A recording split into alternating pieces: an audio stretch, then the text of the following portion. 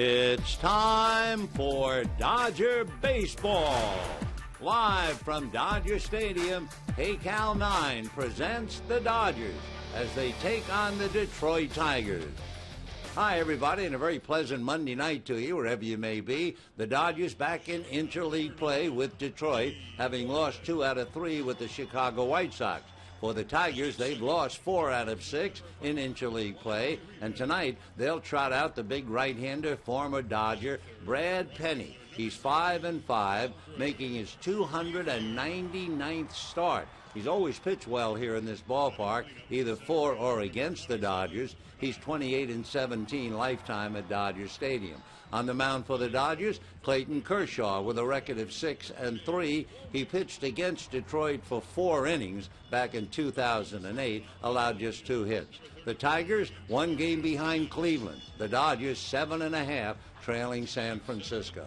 We'll get to the ball game. We'll have it all coming up for you right after this.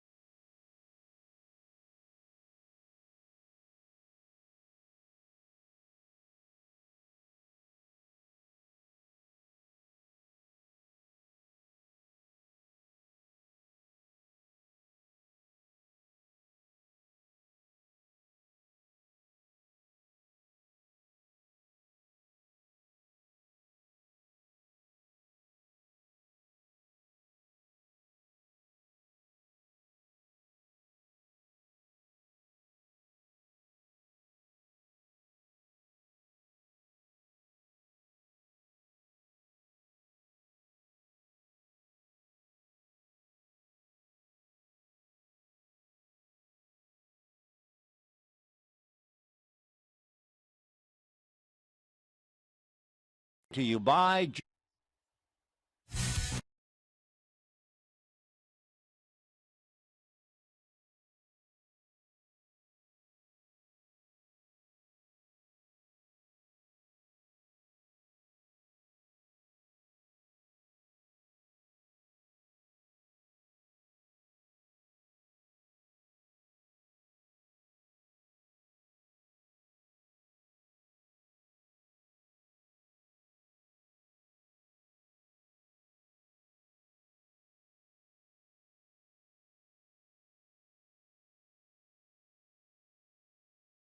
Nine is brought to you by Jack in the Box, where you can get anything on the menu any time of the day.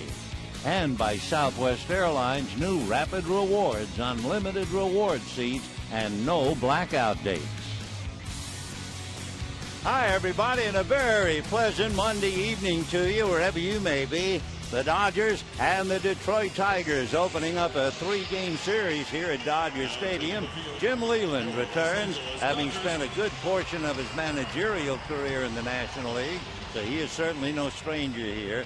Meanwhile, as the Dodgers take their field, and Jim Leyland has sent his lineup card up, for the Tigers, they are one game back of the Cleveland Indians, and we can tell Jim and his team that the Rockies are leading the Indians 8-6 in the eighth inning. Troy Tulowitzki and Jason Giambi each have 3 RBIs in that game in Cleveland.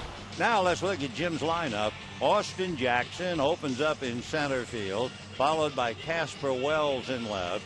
Maglio Ordonez in right field. He will play tonight and not tomorrow. Miguel Cabrera is at first base. Victor Martinez will be behind the plate. Johnny Peralta, the shortstop. Ryan Rayburn at second base. Danny Worth at third. And old friend Brad Penny will be on the mound. On the mound for the Dodgers, trying to get them off on the right foot tonight, the 23-year-old left-hander Clayton Kershaw. He faced the Tigers once. That was back in 2008, almost an anniversary, 15th of June. And he allowed 2 hits over 4 innings.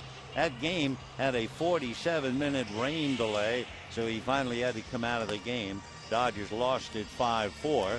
Last time out, Clayton pitched well, no decision against the Reds. You may remember allowing just 1 run and 4 hits over 7 innings. So it's the Tigers and the Dodgers. Max Scherzer tomorrow night. You may remember Max. He was with Arizona, and he'll go up against Ted Lilly. Rick Porcello will be finishing up the game on Sunday. So the Dodgers, after that dramatic 1-0 victory yesterday on the home run by Dioner Navarro, will now suddenly look at the American League. And for Navarro, of course, what a sweet moment that had to be. His entire family was here on Father's Day to see him hit the game-winning home run. Now leading off for Detroit, Austin Jackson. 6'1", 185, 24 years old. He was originally signed by the Yankees. He went to Denton, Texas, and he went to school at Ryan High School with Javi Guerra. They were teammates and close buddies, and the first pitch, a check swing, and it's a little high, ball 1. For Jackson, he was not only a very good baseball player, he was also an exceptional basketball player.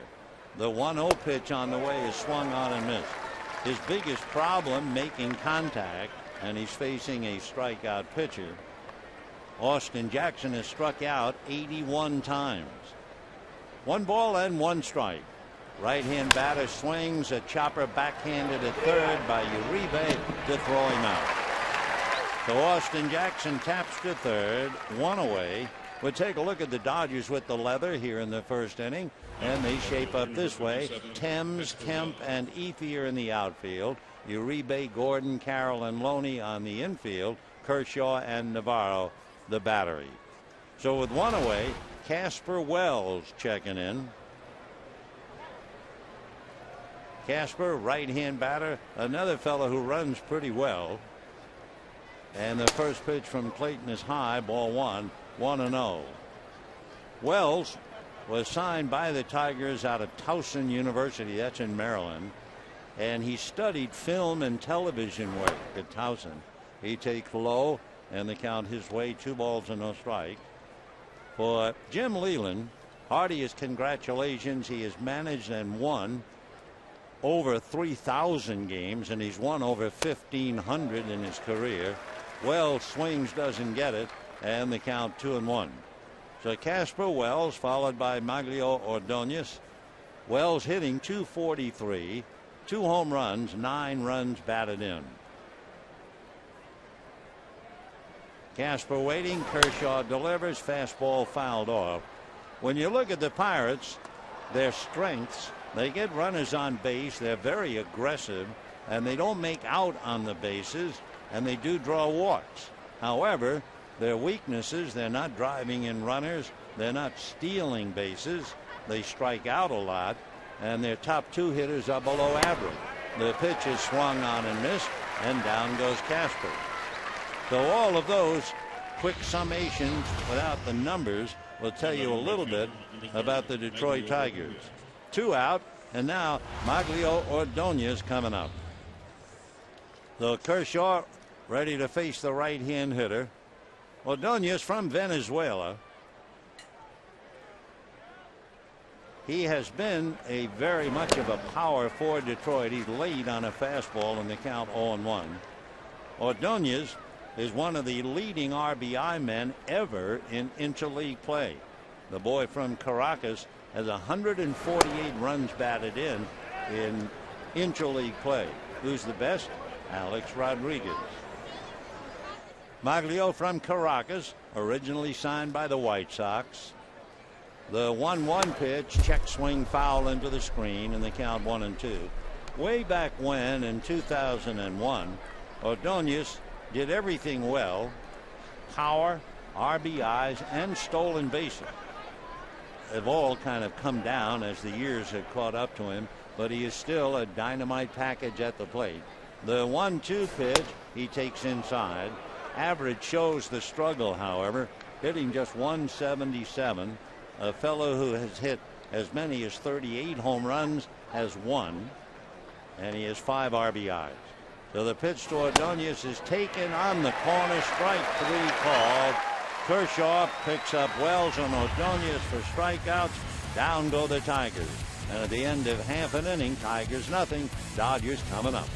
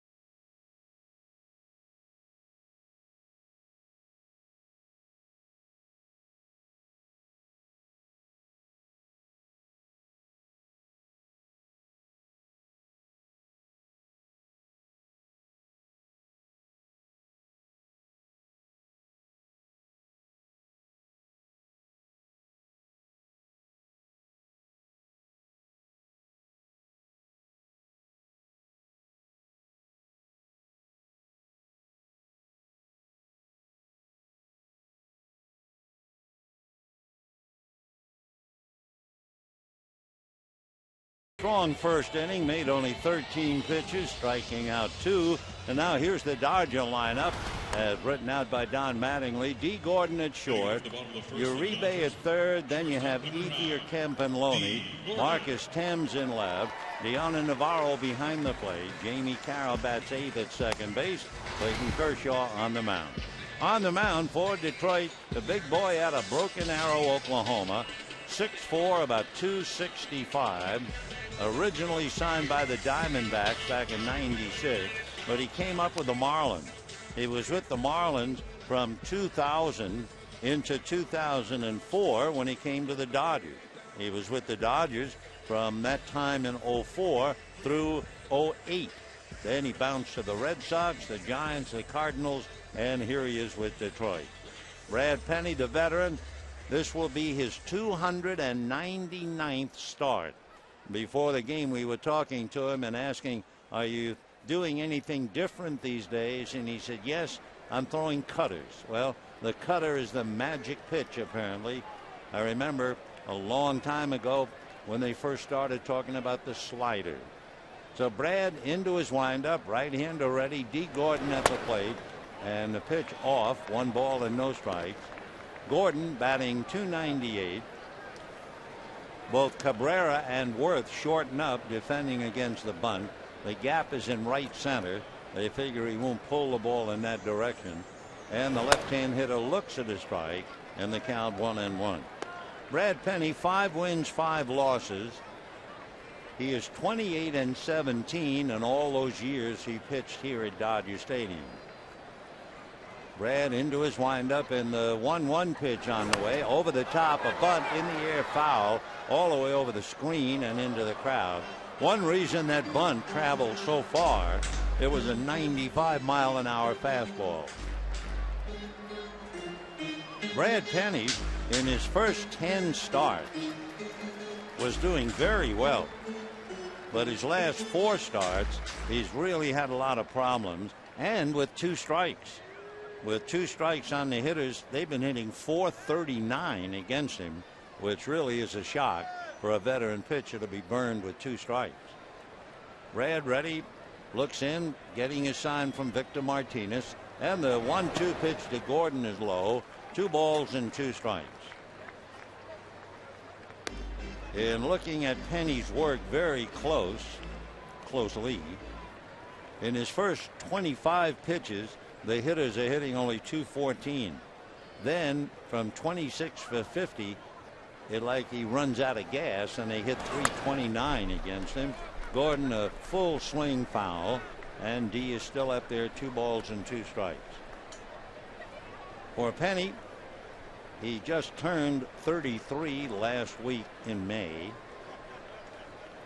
Big guy with a good sense of humor. I'll never forget, I didn't know it at the time, when he was here with the Dodgers and we were taking the elevator from the 8th floor down.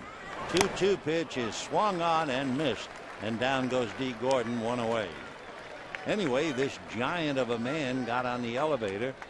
He had such a realistic mask on his face that for a minute I really thought it was the man, and it was wrinkled like he was 90 years old, and he said something like, "Where's the clubhouse?" And I just kind of gestured. I really was overwhelmed looking at him, and we went all the way down, and all of a sudden he whipped the mask off, and it was Brad Penny. So he'll do a thing like that once in a while. And now he works on Juan Uribe. Fastball is off the plate. He's throwing nice and easy, and he just hit 95 on the gun. Penny facing Uribe, who's batting .207, 3 home runs, 22 runs batted in. Brad turns into the windup, back with a good fastball fouled away, and the count 1 ball and 1 strike. And looking at other things about Brad Penny, the fact that he has struggled in his last 4 starts.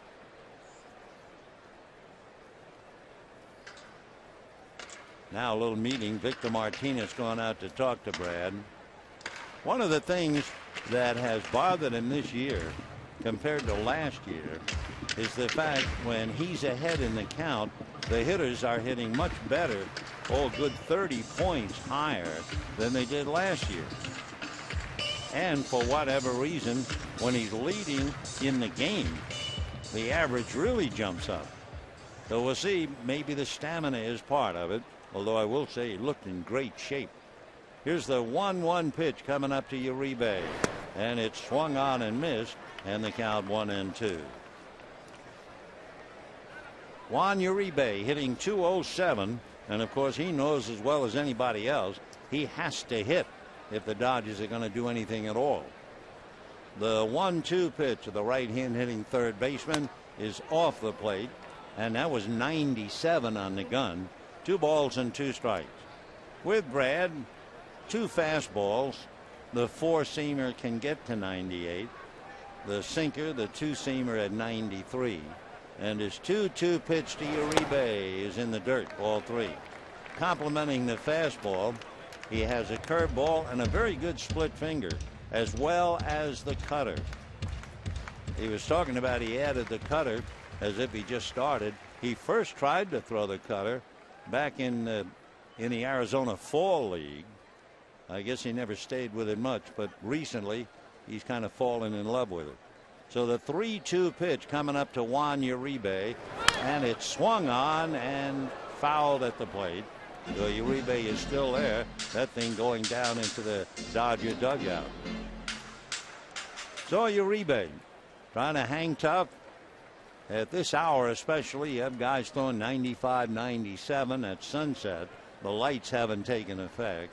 And the 3-2 pitch. Here comes Penny, and it is swung on and whacked into left field, deep to left.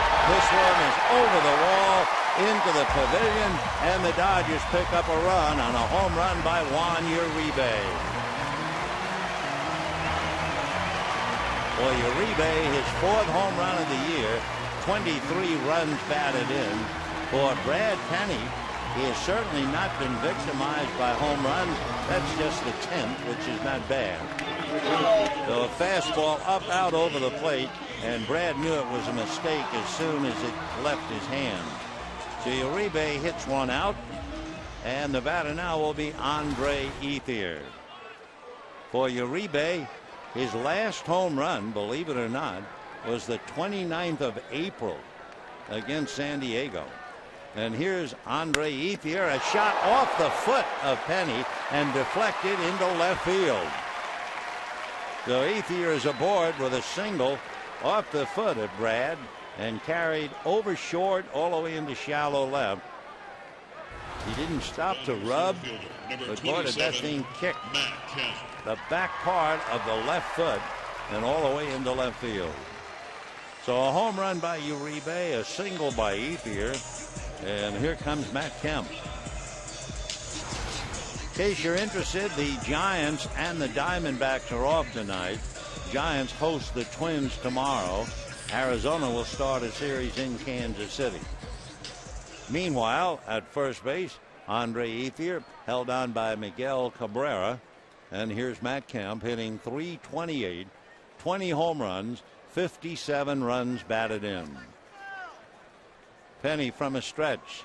Brad delivers, and the pitch is low, ball 1. 1-0. Matt Kemp enters the last third of June, certainly with one of the highest monthly slugging averages ever by a Dodger. You have Ron Cey, then Wally Moon, Pedro Guerrero, and Matt Kemp, who promptly hits a towering drive into right center field at the wall, and leaping up to make the catch is Austin Jackson, and back to first base goes Andre Ethier. So Jackson, a fine basketball player, just timed his jump and went up and got it, as Matt Kemp losing a possible extra base hit for sure. Not quite a home run. Jackson up, and yep, his glove was just about at the top of the wall, so that thing might have gone out. So a little goaltending by Austin Jackson. Kemp losing a long drive, and the batter is James Loney. So Matt back into the dugout. Boy, what a tough out he is. And with 2 down, 1-0 Dodgers, the batter is James Loney. Loney hitting .258, looks at a strike, and the count 0-1. James with 4 home runs, 25 runs batted in.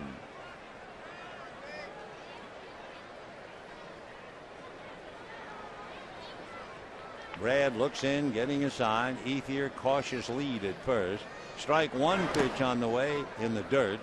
1 ball and 1 strike. So we're in the bottom of the first inning. Game 1 of a 3-game series. The Dodgers and the Tigers. Hope you'll be out here with us tomorrow night and or Wednesday afternoon at 12:10. Beautiful evening. 71 degrees at sunset. Now the 1-1 pitch on the way to Loney.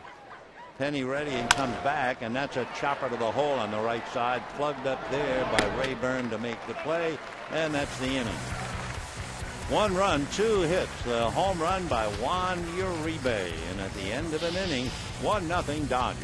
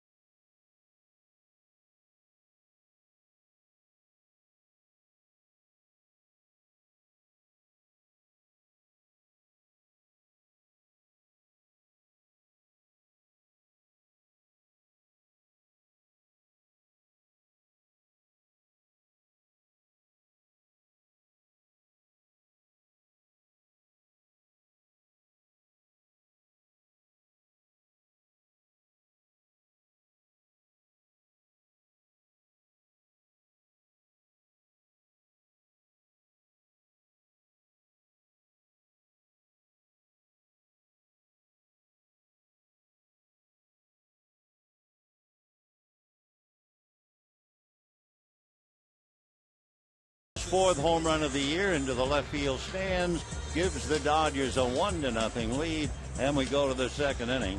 It'll be Miguel Cabrera, Victor Martinez, and Johnny Peralta in that order. Cabrera hitting .328, 14 home runs, 48 runs batted in, an all-star, a solid ball player, and it's a good chance to take a look at him during the series. He swings, doesn't get it, and the count 0-1. Cabrera naturally a favorite in Detroit, but he'd be a favorite anywhere he plays, and he has played a bit. You may remember he first came up with the Marlins, fouls the next pitch back, and the count 0-2.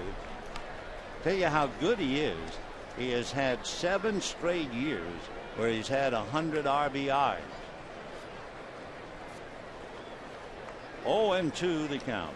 He's from Maracay in Venezuela, 6'2", 240, has hit as many as 37 home runs, and swings and misses, and down he goes. So Kershaw now has struck out 3 in a row, and with 1 out, 3 strikeouts, Victor Martinez checking in. For Kershaw, he's already gotten 7 swings and misses, along with 2 check swings.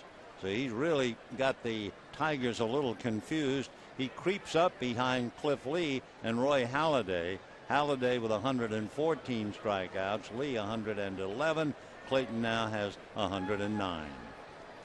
So 1 out, second inning, 1-0 Dodgers. And here's Victor Martinez, solid fixture behind the plate and hitting .329. Swings at a high fastball and doesn't get it. So Victor checking in at the plate. 1 away, bases empty. Martinez is from Venezuela, and he has the lowest rate of strikeouts to plate appearances, though a big guy with some power and usually makes contact.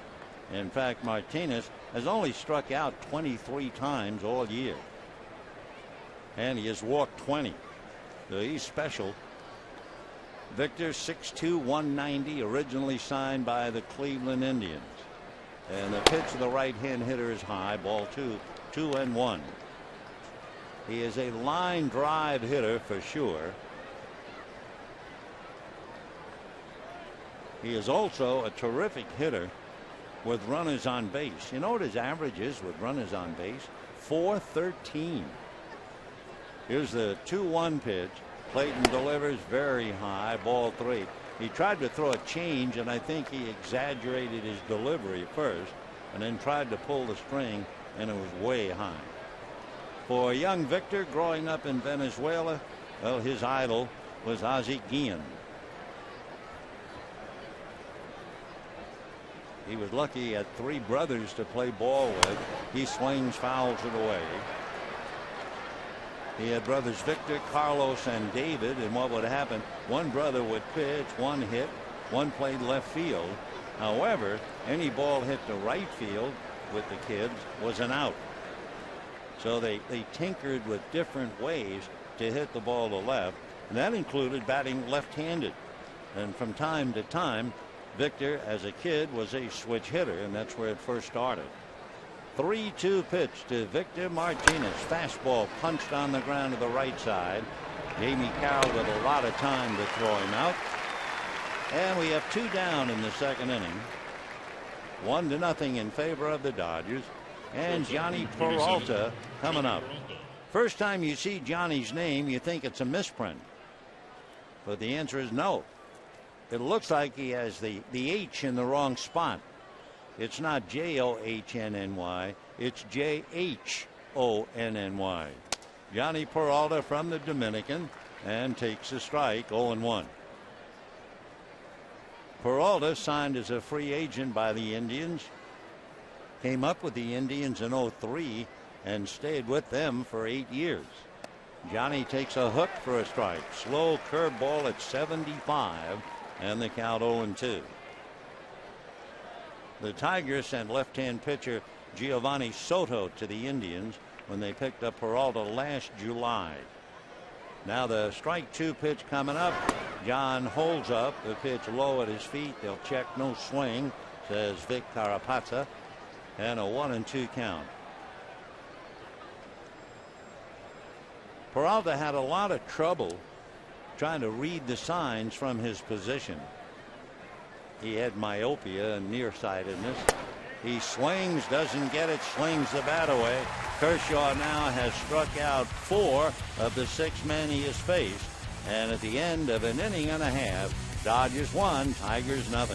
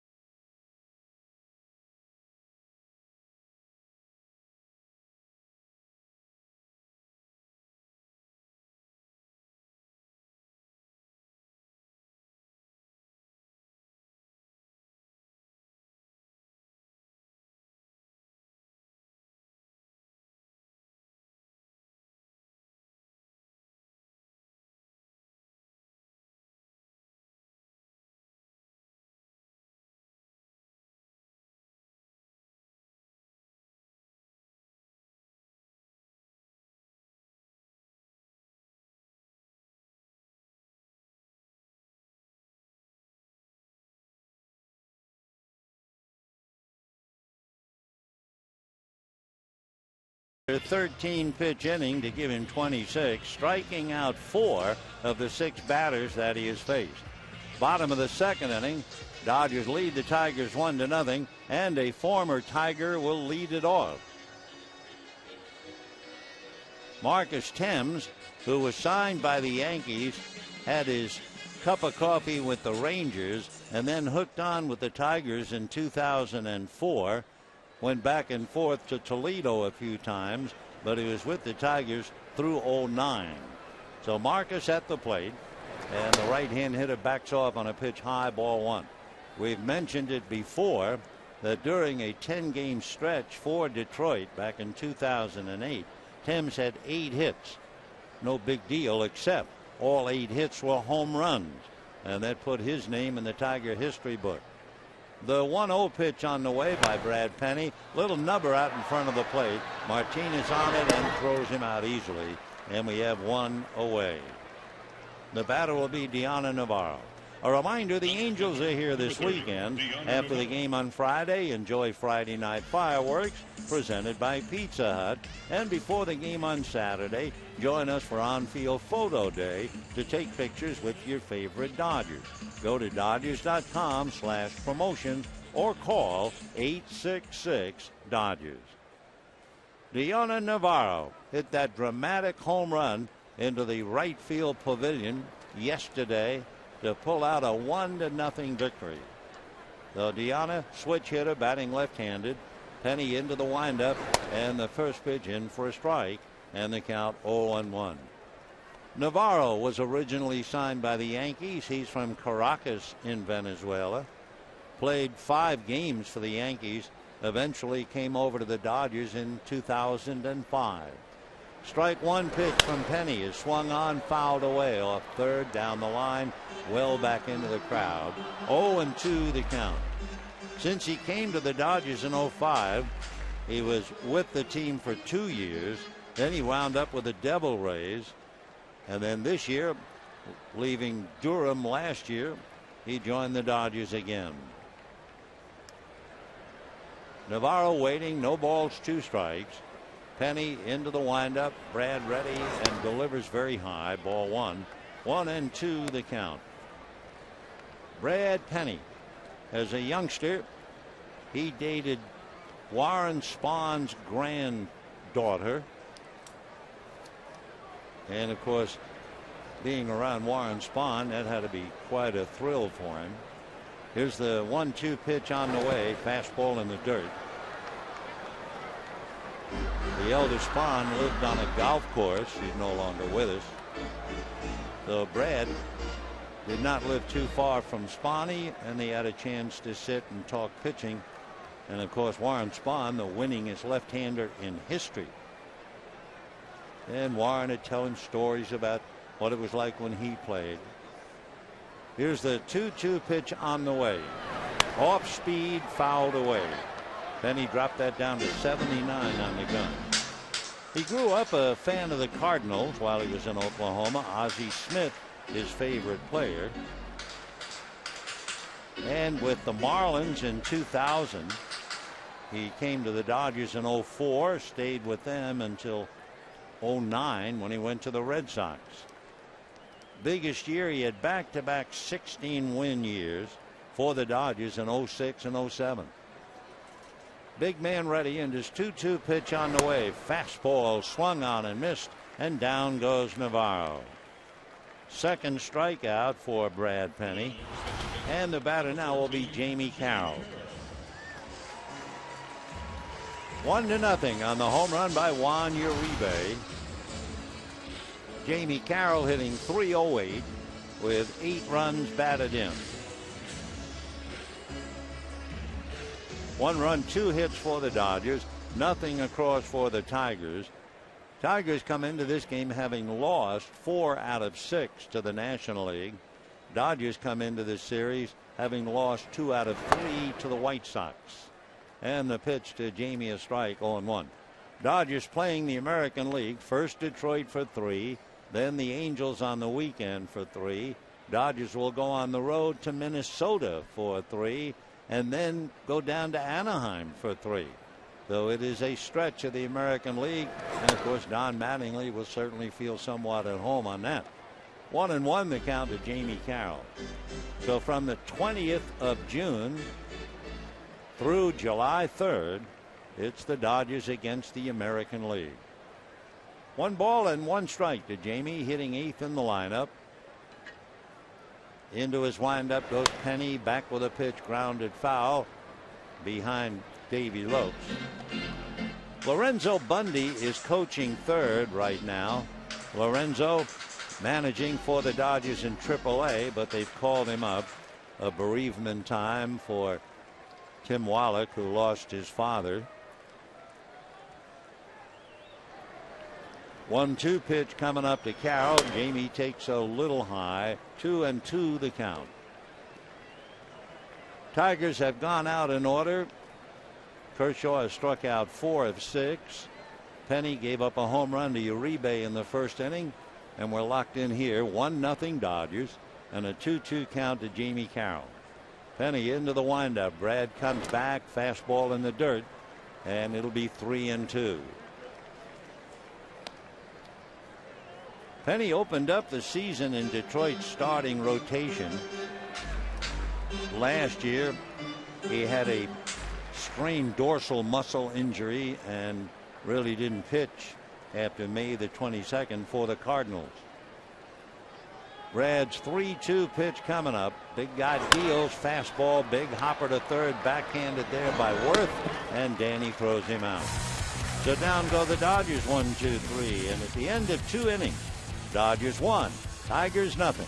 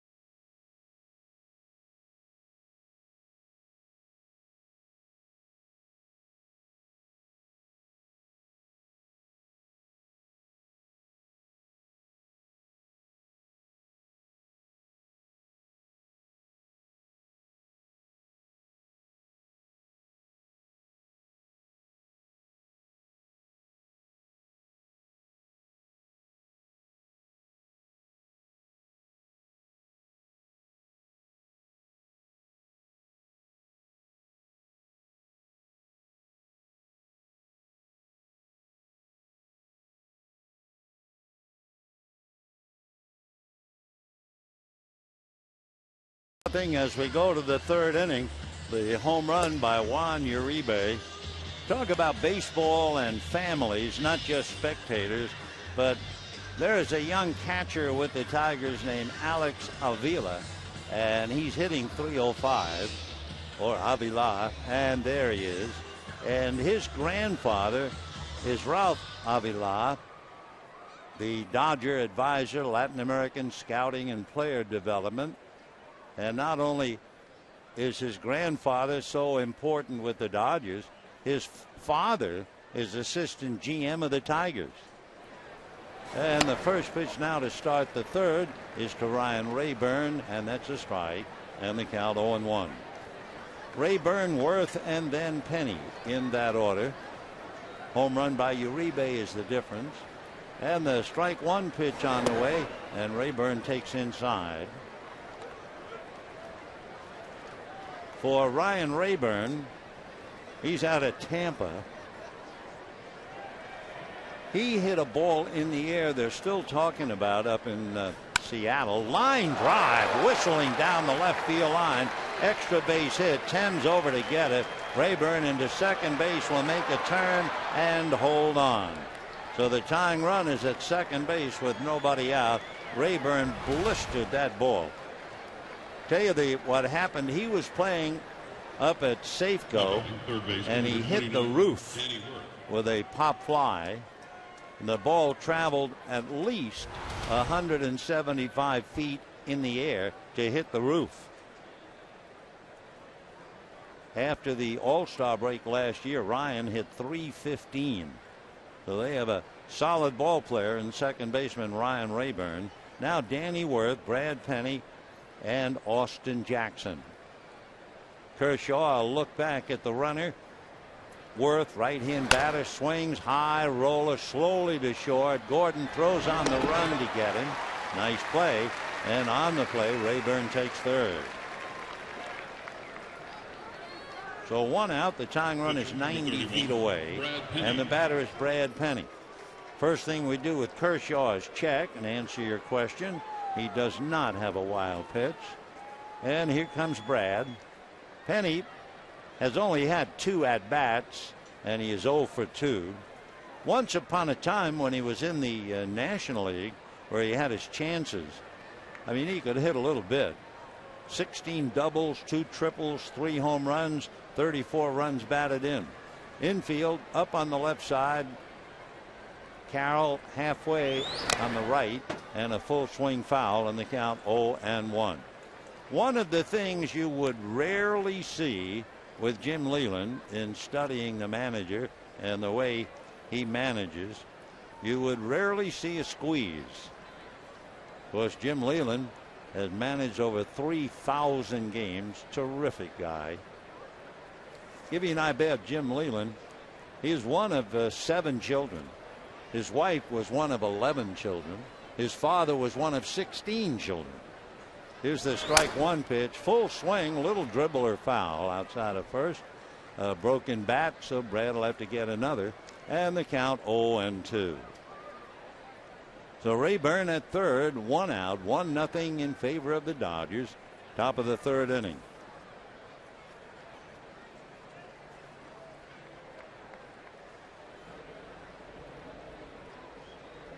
When Rayburn hit the roof, it was April of this year. He was the first player ever to hit a ball off Safeco's retractable roof. I think the roof, one area, is about 250 feet high, and his ball hit about 175 up. Amazing. 0-2 the count. Infield up for sure. Out of his stretch goes Clayton Kershaw, and the pitch in the dirt, blocked nicely by Navarro. 1-2 the count. Penny wearing the familiar number 31. That's been a number he's worn for years. Dodgers 1 run, 2 hits. Home run by Juan Uribe, followed by a single by Ethier. Meanwhile, the Tigers have 1 hit. The double by Rayburn, who is now at third with 1 out. Out of a stretch goes Clayton Kershaw. Left-hander ready. The pitch is swung on, foul back. Still 1-2 the count to Penny, with Austin Jackson on deck. Clayton Kershaw has now made 34 pitches. He made 26 in the first 2 innings. For Kershaw, the Dodger pitch count is very important. How he pitches, let's say, every 2 innings. Here's the 1-2 pitch coming up. Swung on and missed, and down goes Penny. So Austin Jackson will be coming up. The same Jackson who perhaps saved 2 runs in the first inning with that leaping catch of the ball hit by Matt Kemp. So Austin coming up, grounded to third in the first inning. Kershaw, in his first 2 innings, has been brilliant. The opposition hitting 126. Then from the 3rd through the 5th, the average increases a bit to 228. He misses low, ball 1. And then from the 6th inning on, the opposition is hitting 313, and his ERA is almost 7. So we will see if he can hold on tonight. He made 36 pitches, 1 ball and no strikes. The pitch now to Jackson, high, a throw down to third. They picked him off. Ryan Rayburn is nailed by Deonna Navarro. Great play by the catcher. An embarrassing moment for Ryan Rayburn. And the throw was there waiting. Good tag by Uribe. And that is that. And at the end of 2.5, 1-0 Dodgers.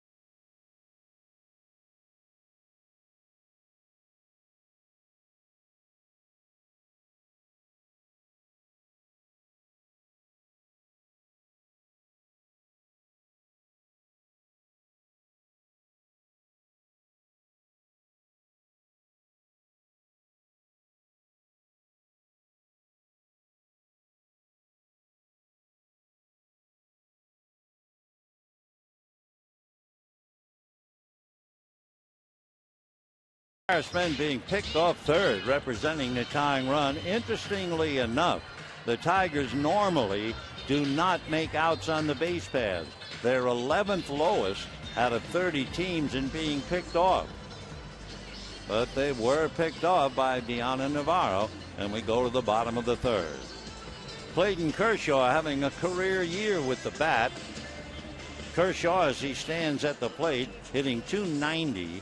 He has 9 hits, a run batted in. Left-hand hitter, as you know. By the way, Don Newcomb's career as a Dodger and others, his career was a .271 batting average with 15 home runs. Clayton takes low, ball one. Don Newcomb in his career had 108 runs batted in. One year, the year the Dodgers won the championship, Newcomb hit 7 home runs and batted .359. So here's the 1-0 pitch to Kershaw. He takes low, ball 2. So yes, Clayton's a pretty good hitting pitcher. Chad Billingsley is a pretty good hitting pitcher, but you can't stack them up against the past of a hitting pitcher like Don Newcomb. 2-0 the count to Clayton Kershaw. Dodgers lead 1-0. Penny into the windup. Brad comes back very high. So he's behind 3-0 to Clayton Kershaw. Kershaw has been hit by a pitch once this year. He does not have a walk, but he's right on the edge of it. And the 3-0 pitch coming up. Kershaw takes way off the plate, ball 4. Say, don't forget, you know, the 4th of July. Enjoy America's favorite pastime, the best fireworks show in the city. Compliments of Bank of America. All fans invited onto the field after the game to watch the show. Enjoy patriotic themed music as well. For tickets, visit Dodgers.com/promotions or call 866-DODGERS. Now for Clayton Kershaw, it's kind of interesting. In some ways, his batting success has made himself his worst enemy because running the bases has taken a bit out of him in the past. Penny ready and delivers. Gordon drag bunt fielded by the first baseman Cabrera. The flip goes to Rayburn, and on the sacrifice, Kershaw goes to second. So with the Dodgers leading 1-0, D. Gordon drops the bunt down as ordered. That's his first sacrifice. And the batter now will be Juan Uribe. Of course, as a leadoff man, you don't get very many chances to sacrifice because, as happened in this inning, you're up there following the pitcher. So D gets the 5s from the club, and Juan Uribe, who homered in the first inning, checks in at the plate. Penny set at the belt, looks back at Kershaw, comes to Uribe, ground ball slowly up the middle. Up with it there is Peralta to make the play. Kershaw moving over to third. So Uribe taps to short. Kershaw at third with 2 out, and Andre Ethier coming up. Literally and figuratively, Andre had a base hit off the pitcher. It actually hit Brad Penny in the back of his foot, carried in the air into left field. For Ethier, if you want to rule that an infield hit, he has 13 of them, tied for 5th in the league. That's a high number for a player who doesn't possess great speed. So Andre checks in, hitting .315. Penny ready and delivers. Fastball fouled away, 0-1. And typical, Ethier usually goes after the first pitch. In his career, when he puts the ball in play, he's hitting .376. And just to remind you, his single in the first inning came on the first pitch. Penny out of his stretch, looks at Kershaw, now comes back to Ethier, and that's low. With a runner at third, and considering the fact that Brad throws a splitter, he has 4 wild pitches. Hiroki Kuroda, who lives by the splitter, has 10. So Kershaw at third, 2 out. Dodgers lead 1-0 in the third inning. Penny just staring at Kershaw, lifts that big left leg and works in the dirt. Nice save for Victor Martinez. 2-1 the count. And of course on deck, Matt Kemp.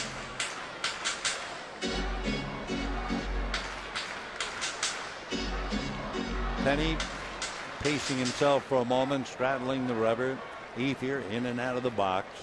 Kershaw a couple of feet off the bag at third. The outfield deep, just about straight away, with Jackson a little bit offline towards right center. Ethier swings and doesn't get it. So the 2-ball, 2-strike count.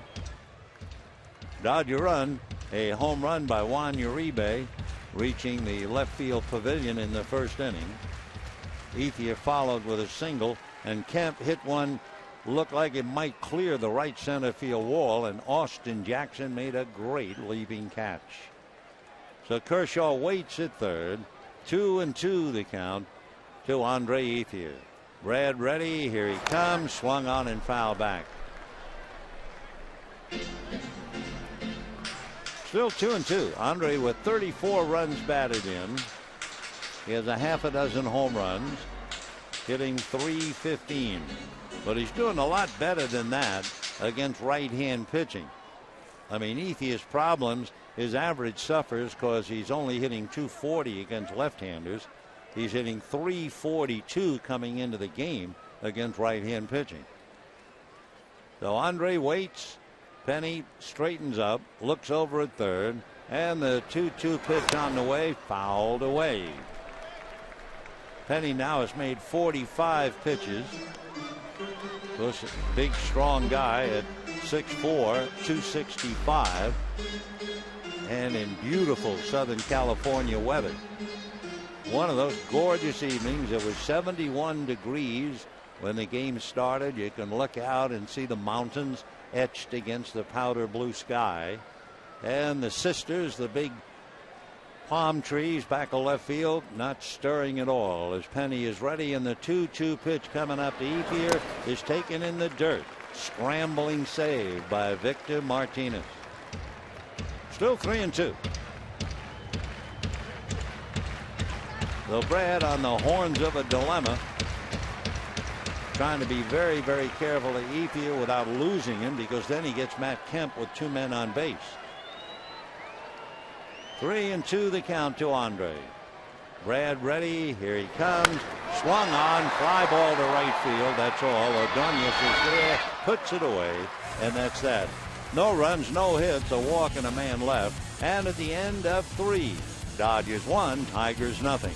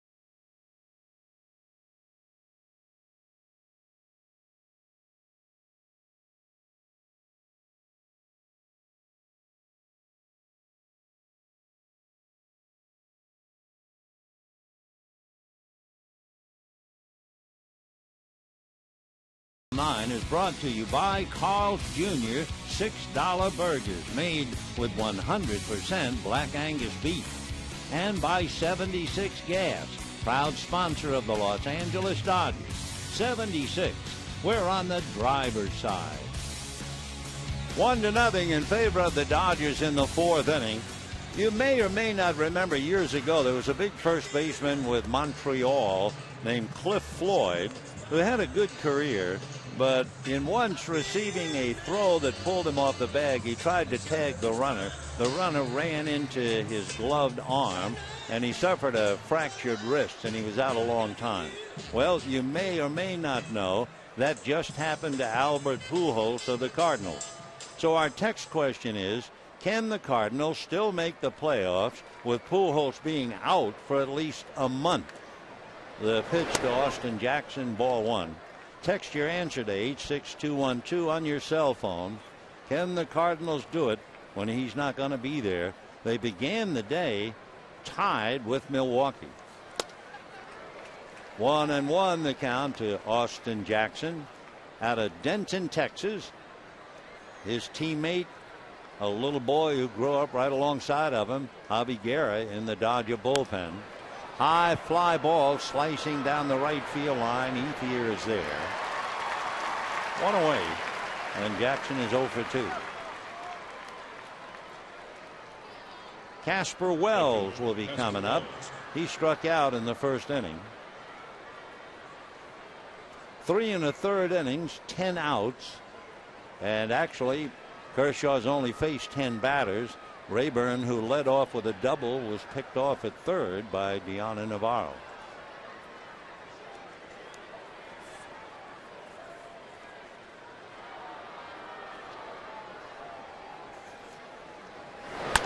Fastball late on it, fouls it off to the right out of play. 0-1.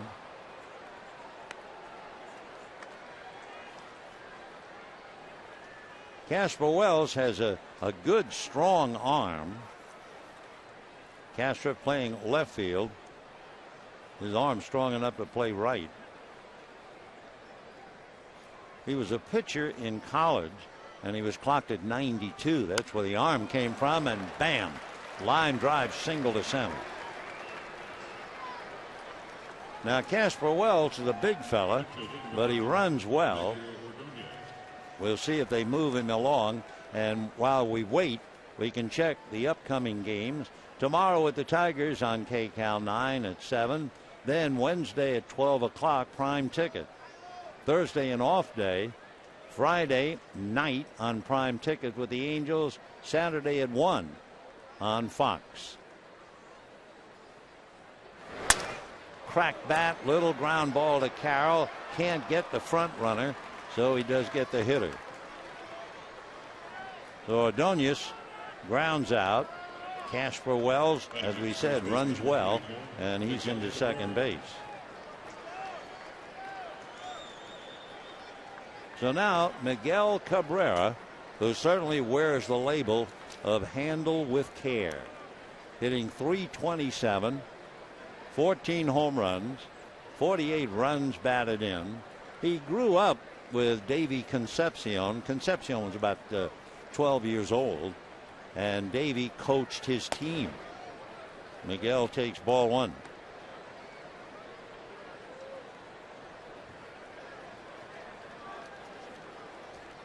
Miguel is one of those guys whose batting average rarely moves throughout a game. No fooling. He's hitting .327 right now. And line foul down the line. So far this year, he's hitting .326 in the first 3 innings, .325 in the middle 3 innings, and .325 in the final 3 innings. The league very, very careful to pitch to him. He has walked 56 times, struck out only 38. 1-1 the count, trying to pick up Casper Wells and tie up the game. A line foul the other way. 1-2.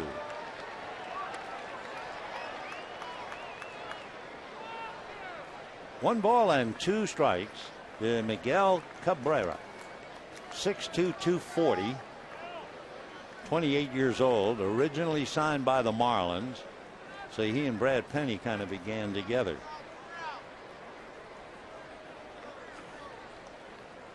He was a shortstop as a kid on the fields of Maracay. 1-2. And now Navarro going out to talk, so timeout. Cabrera had one big problem trying to play with the kids, and he was so much bigger. And in those days in Venezuela, height rather than age was the determining factor for which youth league a boy could play in. Well, he was bigger than all the other kids, and he would hunch down against, they had a marker on the wall, trying to make himself look so short so he could play with kids his age. 1-2 the count. Ground ball to the hole at short, bobbled but recovered, and the out, and that's that. No runs, a hit, a man left, and at the end of 3.5 innings, Dodgers won, Tigers nothing.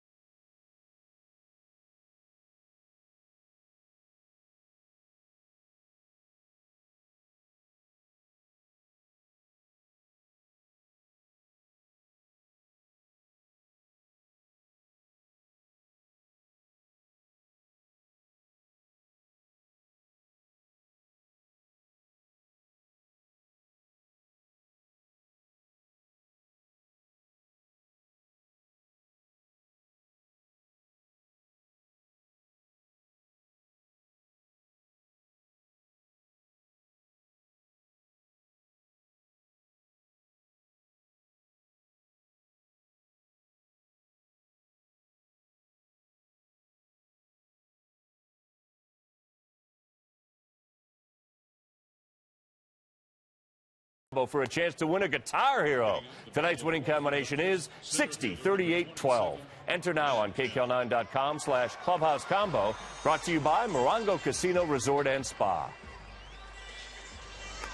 Bottom of the 4th inning, 1-0 in favor of the Dodgers. You know how Roy Campanella many years ago said to be a successful major league player, you had to have a lot of little boy in you. And even as big and strong as Brad Penny might be, and so impressive at 6'4" and maybe 265, it was, August of 2005, Brad bet one of the Bat Boys in Florida that the Bat Boy couldn't drink a gallon of milk and keep it down. Well, Penny won the bet. The Bat Boy lost more than a gallon of milk, and we'll tell you why. He was suspended for 6 games. The Bat Boy was. Here's the pitch of the plate inside, ball 1. Well, Penny made it a big deal. He was so upset over the kids being suspended for 6 games. And he was most worried that the boy would lose his job and certainly lose money in that 6-game suspension. And then he made a dramatic remark. 2-0 to Kemp. He said, I don't understand it. There's a 10-game suspension for steroids and a 6-game suspension for milk. Boy, did that get the radio and TV interviews going. And to make a long story short, Brad paid for the boys' wages, and then after the 6 games, the kid went back to work. And a drive to dead center, but Jackson's at the other end of it. So we have 1 out in the 4th inning. Final score, Rockies 8, Cleveland 7. So for the Tigers, they began the night 1 game behind the Indians. And for the Rockies, 6 was their number, despite the fact they scored 8. They scored 6 runs in the 5th inning. They had 6 2-out RBIs, and they used 6 pitchers. But the last one, most effective, Houston Street, nailed down his 21st save. Rockies 8, Indians 7. A final score. Here's Loney, grounded out, strike. Grounded to Ryan Rayburn, the second baseman. 0-1 the count. Marcus Thames hits back alone.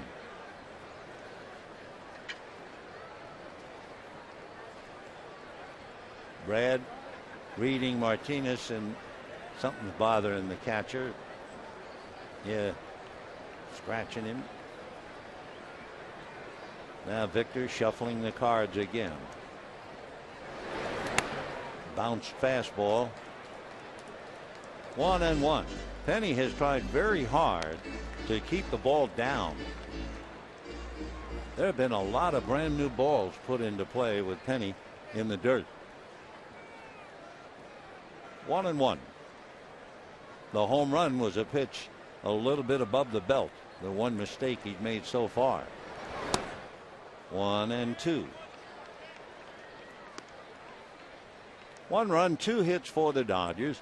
No runs, 2 hits for the Tigers, who suffered the pain of having a runner picked off at third with 2 out in the third inning. They also left Casper Wells at second base in the fourth. 1-2 pitch. And Loney hits it into right field. That will land in front of Ordonez for a base hit. So with James at first, Marcus Thames, the former Tiger, coming up.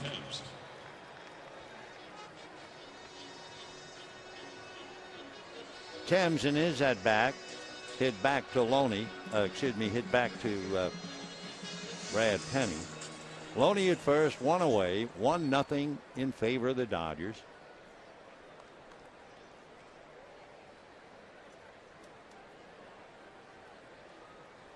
Thames with Navarro on deck.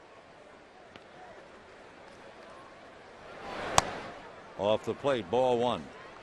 Don Mattingly talking about Marcus Thames before the game, and he said he's a power guy. Nothing's panned out so far in left field, so we'll give him an opportunity and see what we can get. So here he is starting. And he smokes that ball into left field for a base hit. Stopping at second is Loney. So the Dodgers have runners at first and second with 1 out. Thames line drive single. And the batter now will be Deanna Navarro.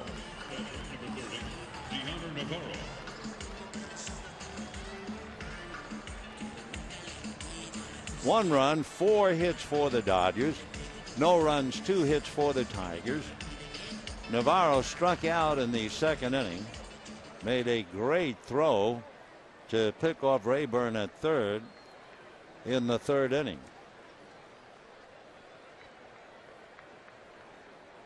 He did it with a right-hand hitter, Austin Jackson, at the plate.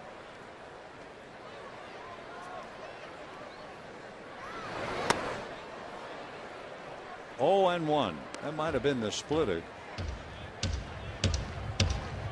No balls and 1 strike.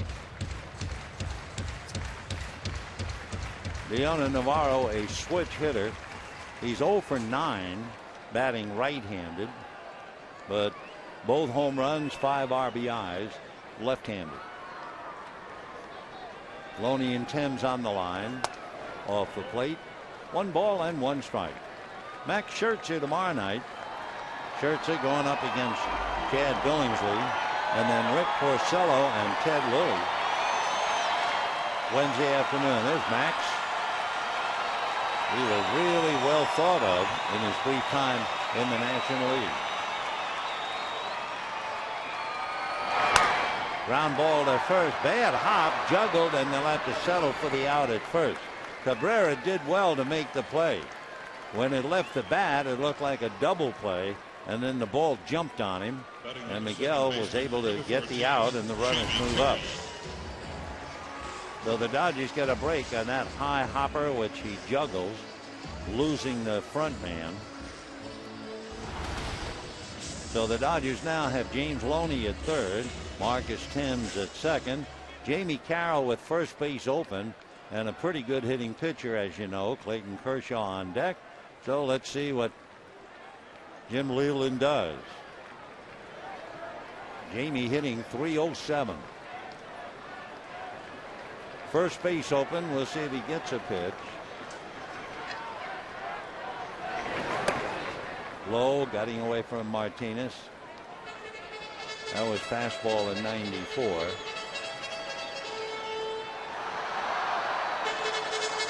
Well, Jim Leland managing game number 3086. He walked away from the game. He had 2 years left on a rich contract with Colorado, and all of a sudden he said, I've had enough. Ball 2, 2-0. And then after a couple of years, Jim suddenly, after scouting a little bit, decided it was his first love to manage. And it was a great thing for the game when he decided to come back. His sidekick, and they're going to walk Jamie Carroll. His sidekick, Gene Lamont, is the third base coach, and he's been Jim's right-hand man. There's Gene Lamont, right there alongside of his buddy and skipper. 3-0, so in a minute, ball 4. I love that they had an interview with Jim Leyland, and his brother is a Catholic priest. And anyway, during the interview, they said to Jim Leyland, if you could ask God one question, what would your question be? And Jim said, can I get in? Good for you. All right, bases loaded, 2 out. And here's Clayton Kershaw. 1 run, 4 hits for the Dodgers. No runs, 2 hits for the Tigers. Fastball, strike. Kershaw walked on 4 pitches in his first at bat in the 3rd inning and got around as far as 3rd. Clayton hitting .290. 9 hits, 1 RBI. Has struck out only 3 times. You know what Penny does, and he's always done it. Take a look at him. It looks like he's looking at the third base runner when he's pitching to the plate. He did that with the Dodgers, even if there isn't a runner. It looks like he's always looking over towards third. 1 ball and 1 strike. There's the look, and he keeps it and then delivers. 1-2 the count, which is kind of contrary when you're a little kid trying to learn to play the game. They're always telling you to keep your eyes on the target. And as a pitcher, no matter how elaborate your windup would be, you're always told to keep your head locked in. But he's always looked over towards third, and then somehow picks up the strike zone as he's ready to let the ball loose. 1-2 to Kershaw. Waved at and missed. Pitch was down and dirty. They'll step on the plate instead of throwing to first, and that's the inning. No runs, 2 hits, a walk, 3 left. And at the end of 4, we got a dandy here. Dodgers 1, Tigers nothing.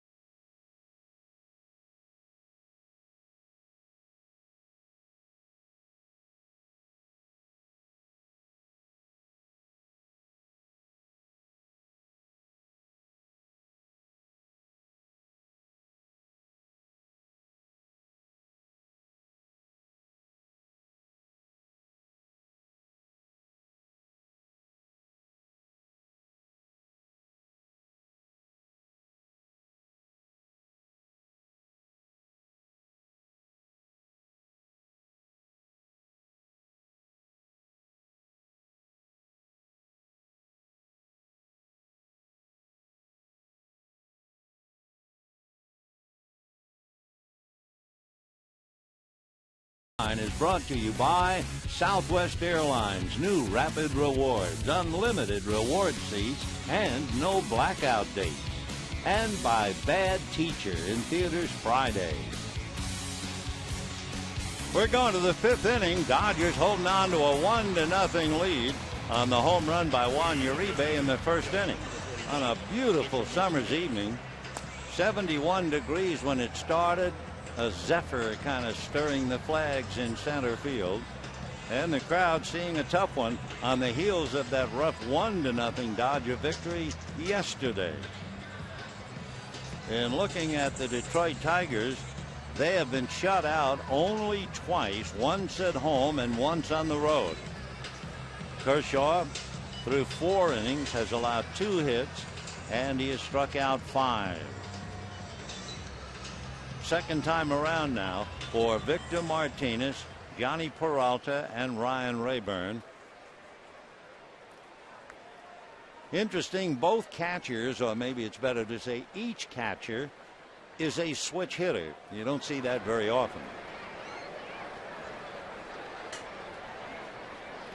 So Victor Martinez starting off 1-0 Dodgers. And ball 1.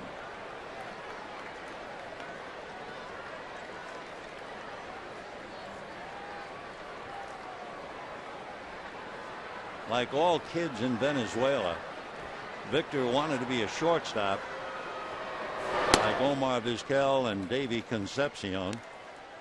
In fact, Victor said, I was a shortstop all my life until 1997. So he'd be about 19. And when they told him they were going to make him a catcher, he wanted to go home. Fly ball, should be playable. Marcus Thames coming over. 1 away. A reminder, tomorrow the Dodgers and Tigers at 7:10. Max Scherzer, Chad Billingsley, and you'll receive your very own Dodger beach towel presented by Time Warner Cable. For tickets, visit Dodgers.com/promotions or call 866-DODGERS. Johnny Peralta struck out in the second inning. John hitting .302. 0-1.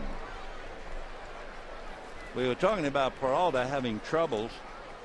He'd be out there at shortstop squinting in at the catcher, and he couldn't read the signs. Couldn't tell how many fingers were being put down. Didn't like contacts, opted for glasses, and then finally decided to have LASIK surgery, and that's helped him immeasurably.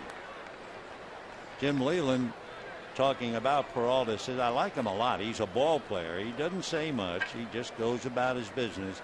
He's a treat to manage. I like him a lot. Peralta, in November last year, signed a 2-year deal. 1-2 the count to Johnny Peralta. 29 years old, out of the Dominican. Really fooled on that pitch. So he becomes strikeout victim number 6, and he strikes out a second time on that big curveball. So the batter now, Ryan Rayburn, who blistered a double, took third on an infield out, and as the tying run at third was picked off.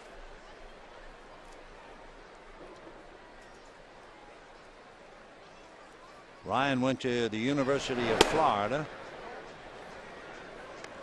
In 2007, when Ryan Rayburn came up to the big leagues, he checked in, checked his locker, and his name was misspelled. They had him spelled Rayburn. And he shrugged it off because when he first started in baseball, the nameplate above his locker was Rayburn, Raeburn.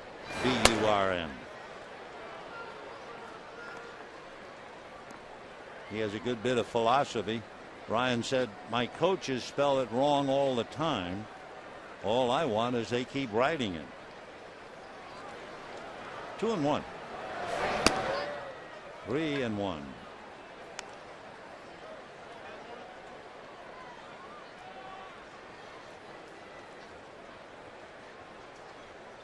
Rayburn with a half a dozen home runs. He hit 7 last year against left-handers.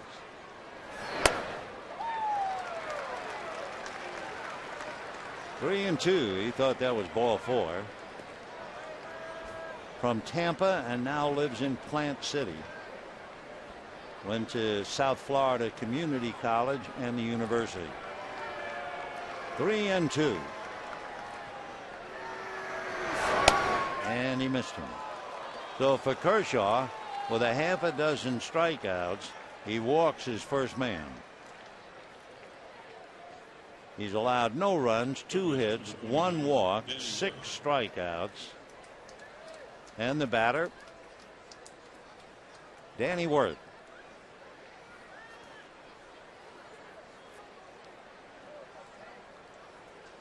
Danny Worth rolled a short in the 3rd inning, hitting .409, which of course tells you he's not playing very much.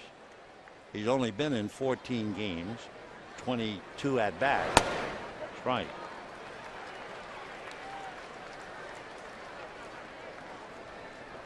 Danny Worth, recalled from AAA Toledo, came up late in May to go against the Boston Red Sox. 0-1. Well, that's all Rayburn needs, right? To get picked off 3rd and 1st. 0-1.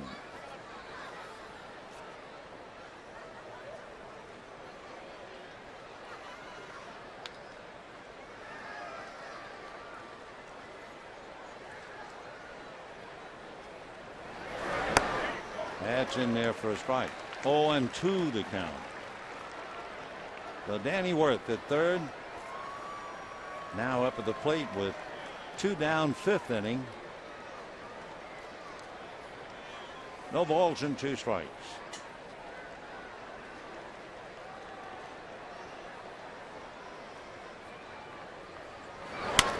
Breaking ball hit the 3rd. Uribe down the short way in time. And that's that. No runs, no hits, a man left. At the end of 4.5 innings, 1-0 Dodgers.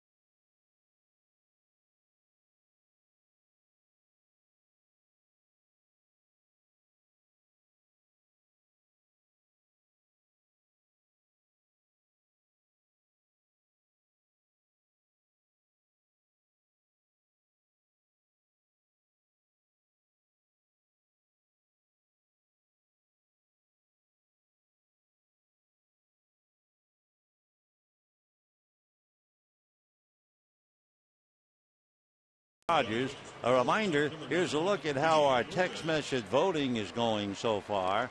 We asked, can the Cardinals still make the playoffs with Albert Pujols being out with that fractured wrist for at least a month? And 92% of you say no. Text your answer to 86212 on your cell. Interesting question. Can they survive losing the big man? And of course, for Pujols, who figured he turned down the Cardinals contract in spring training and said, we'll wait to the end of the season. Now all of a sudden here he is with a busted wing, and a big decision for a lot of teams as to whether they'll go after him at the end of the year. Dee Gordon has struck out, sacrificed 0 for 1.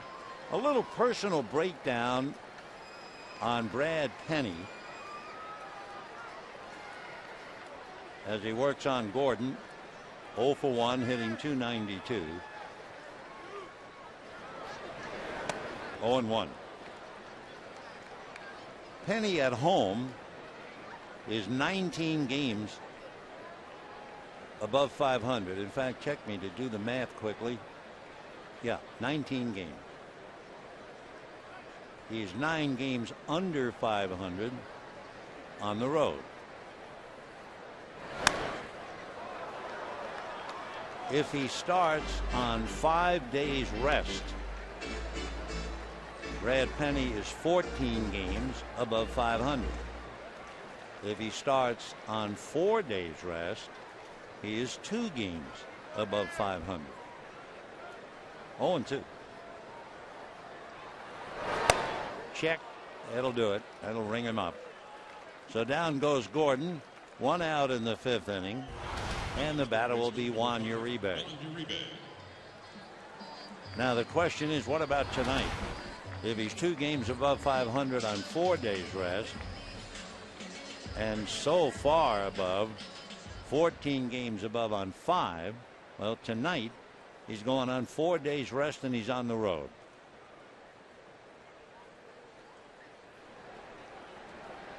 Here's Uribe, homered, grounded out, 1 for 2, and bangs it into center. So Uribe, his second hit, 2 for 3, hit number 5 for the Dodgers, and the batter is Andre Ethier. Penny is so-so during the year, except for the first month and the last month. Ethier, meanwhile, singled and flied to right. The single, a shot off Penny's heel that went into left field. Last time up, flied to right. Andre hitting .314.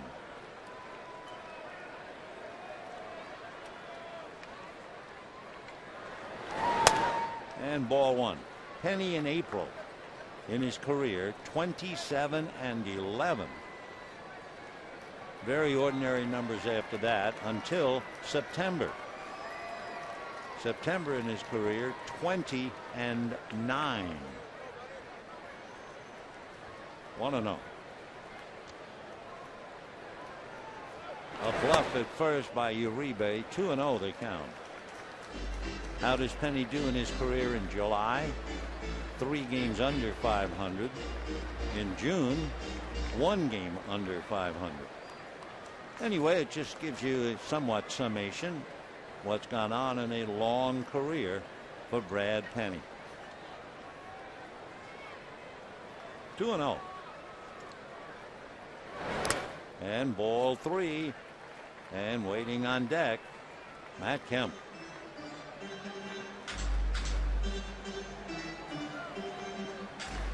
Matt has hit the ball hard, robbed of an extra base hit by Austin Jackson, maybe even a home run, and then hit one right at Jackson hard in the 4th inning.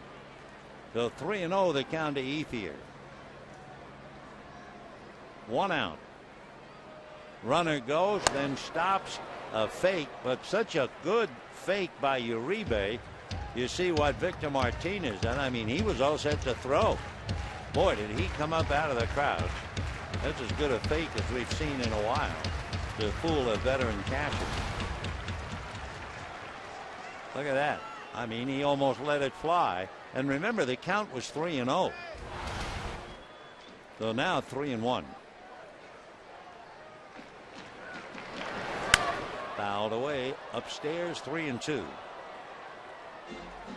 Penny walked Kershaw, of all people, in the 3rd inning, and then he walked Carroll intentionally in the 4th. So it's a moment of truth for the big guy. 1 out, runner at first, 3-2 to Ethier, and Matt Kemp on deck.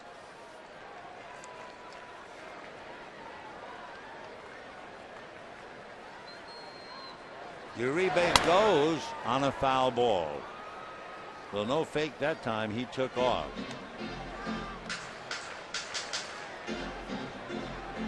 Uribe now finds out he had lost the ball. He wasn't sure, and he was standing there. Johnny Peralta said something to him, and he wouldn't buy it at first.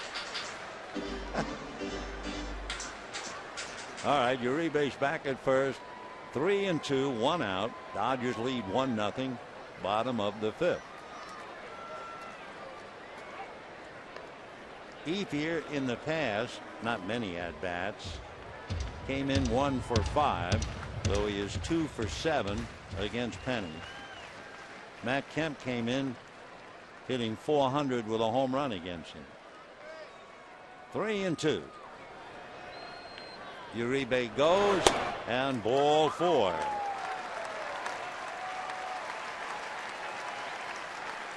So Brad walks his third man, and with 2 on and 1 out, Matt Kemp will be coming up. Martinez, I'm sure, going out there saying, what are we going to do with this guy? And timeout for a minute. Rick Knapp, the pitching coach, will go out and try and add to the discussion. I mean, Matt Kemp in the first inning unloaded. He hit a ball to deep right center. Austin Jackson, the fine basketball player in high school with basketball legs, went high in the air. Jackson is 6'1", and he pulled down a ball that may or may not have gone out, but without a doubt, he took an extra base hit and a runaway from Kemp and the Dodgers. And then leading off in the 4th inning, Matt hit the ball right on the button, but right at Jackson. So he's 0 for 2. That makes him 2 for 7 with a home run in the past against Brad Penny. Matt Kemp, as fast as he runs, has still grounded into 9 double plays. Sliced foul down the right field line, 0-1.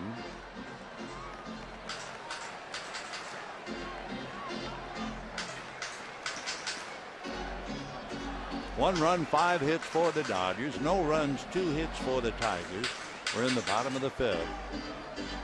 Tigers got a boost in the sense that Cleveland lost to the Rockies.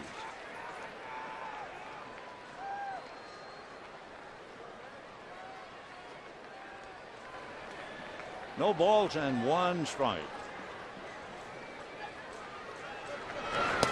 Off the plate.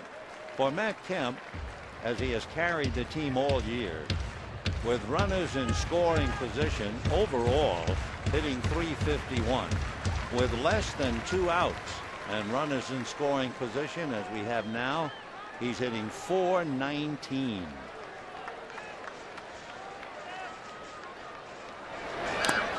One and 2. For Brad Penny, coming into the game, anything but overpowering and bringing his numbers up to date. He has walked 30 and he has struck out 39.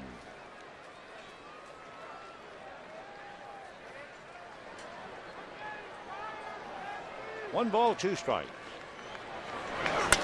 Ground ball to third, gobbled there. They get 1 quick. They double up. Matt Kemp grounds into his 10th double play. Furious at himself, but a good bit of pitching. Look at Penny. And as they walk off at the end of 5, 1-0 Dodgers.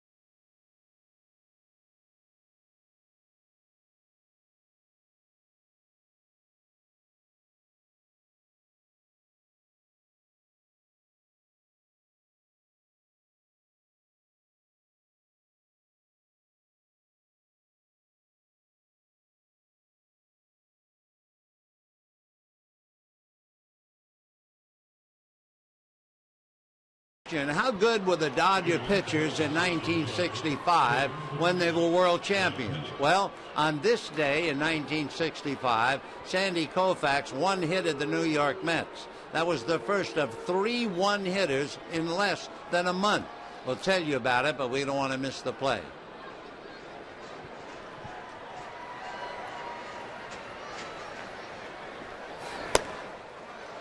Oh, and 1. Brad Penny trying to get the game even. Back in 1965, Sandy Koufax one-hitted the Mets. He won the game 2-1. The first of 3 one-hitters in less than a month. Imagine. The second one, Don Drysdale pitched a one-hitter and shut out the St. Louis Cardinals 2-0. And right after him, Claude Osteen, the left-hander, pitched a one-hitter against the San Francisco Giants, beat them 3-0. A shattered bat, and Penny hurt himself a little bit, can barely run. I think maybe part of the bat hit his leg. Maybe we can check.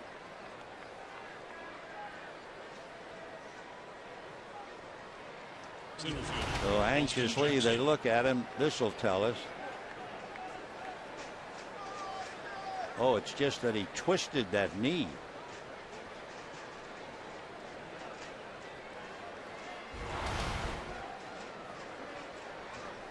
So Penny going back and see if he's okay.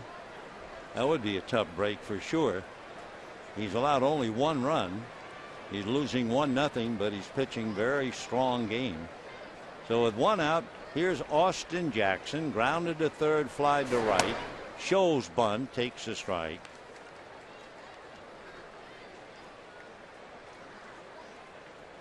Austin hitting .250, 3 home runs, 20 runs batted in. 1-1. Kershaw sailing along nicely. He's only made 68 pitches, and he has 1 out in the 6th inning. Fastball flared back to first down the line. Ethier coming and slides to make the catch in foul ground. Wonderful play by Andre Ethier. And we have 2 down in the 6th. He had to come a long way with a right-hand hitter up there and just went into the slide and backhanded it. Wonderful play. So 2 out, 6th inning. Casper Wells coming up. Casper struck out and singled. He has one of the 2 hits against Clayton Kershaw. The only run, a home run in the 1st inning by Juan Uribe. 0-1. Kershaw has struck out 6. He has walked 1 and allowed 2 hits.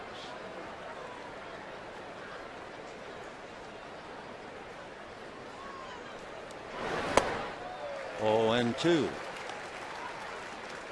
Kershaw slow breaking balls to get in front.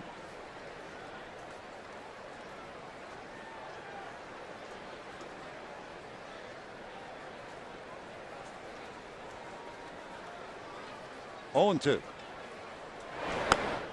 1 and 2.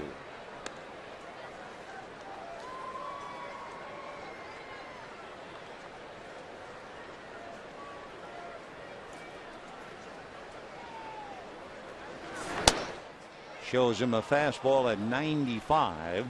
2 and 2. Kershaw has now made 73 pitches. Down he goes. So Wells strikes out. He becomes strikeout number 7 for Kershaw. And at the end of 5.5, 1-0 Dodgers.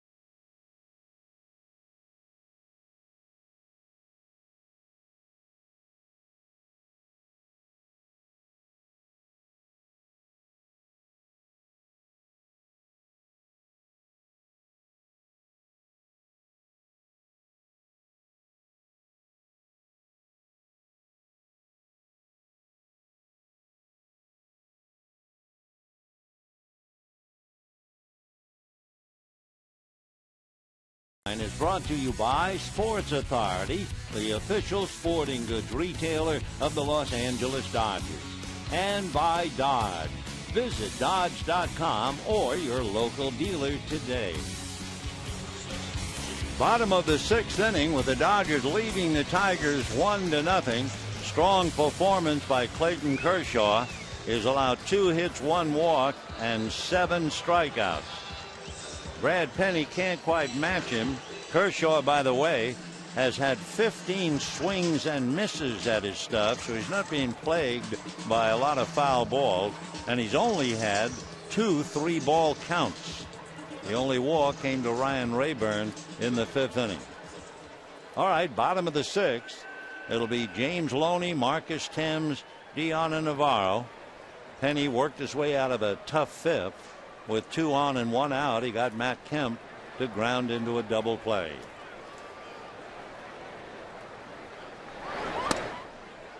Ball 1. Loney grounded to second, single to right, 1 for 2, batting .260.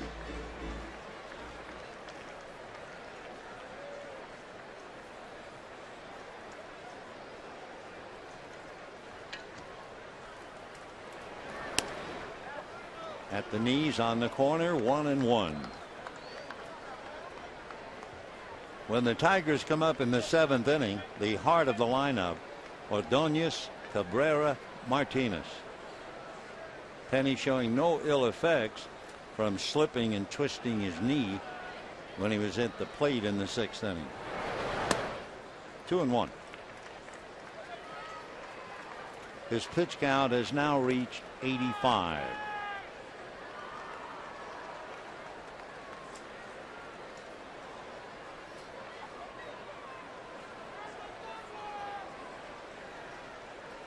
Two and 1. Well, he keeps looking over there towards the third base foul line, and he was way outside ball 3.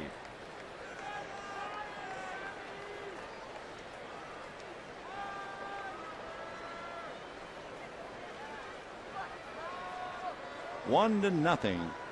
Juan Uribe's first inning home run. And a fly ball into right center. In fact, it's going to find its way to the wall. Loney is on his way for 2, and he'll make it easily. So Loney finds the gap, a leadoff double, and now Thames, Navarro, and Carroll trying to pick him up. Marcus Thames. Marcus Thames will be coming up. I think they're on the phone to the bullpen.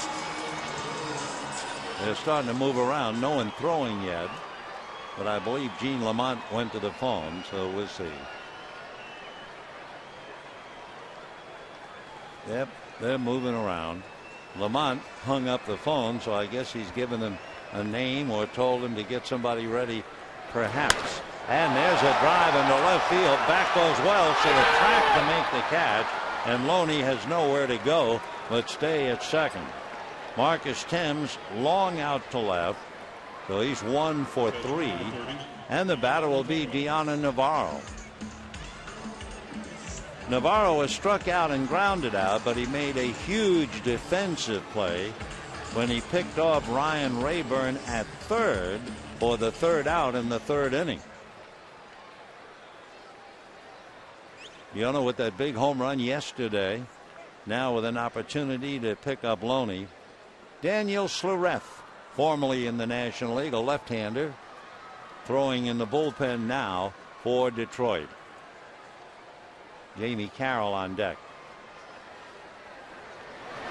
A bunt foul over the backstop screen. Well, you bunt a fastball at 93, it's liable to go anywhere. And that thing cleared the backstop screen.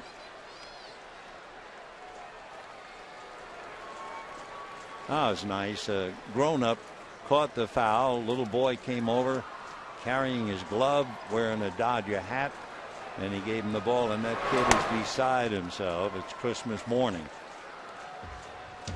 0-2 the count to Deanna Navarro. So Brad Penny coming back against his old club. He's up against a tough customer in Clayton Kershaw. 1-0 Dodgers. Time.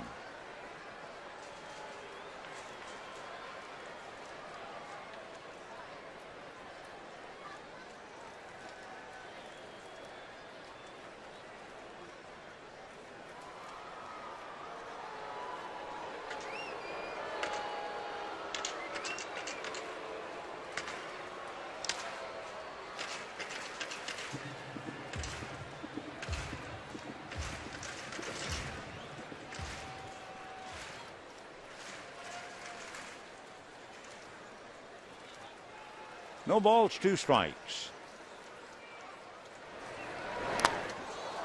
Almost hit him, almost threw it to the backstop. Every now and then, it looks like he looks at the third base area a little longer than other times. But it's something he's always done. See where he's looking? Now he turns and almost threw it away.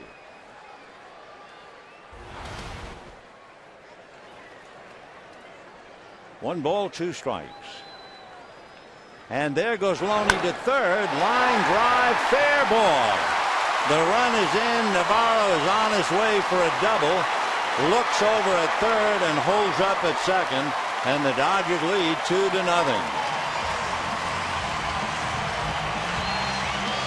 So they were running Loney from second base, and Navarro doubles him in.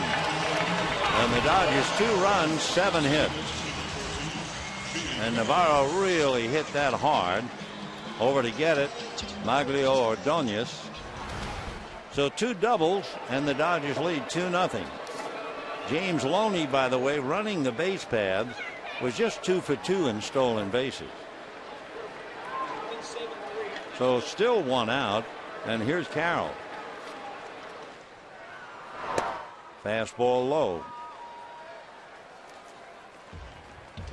So a double to right center and a double to right, and the Dodgers add 1.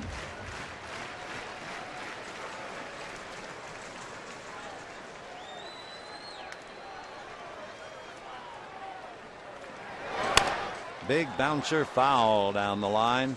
1-1 to count. So the Dodgers had a home run in the first inning by Uribe, and now 2 doubles by Loney and Navarro for a run. And they lead Brad Penny 2-0, bottom of the 6th. Navarro talking to Johnny Peralta, the shortstop. 1-1.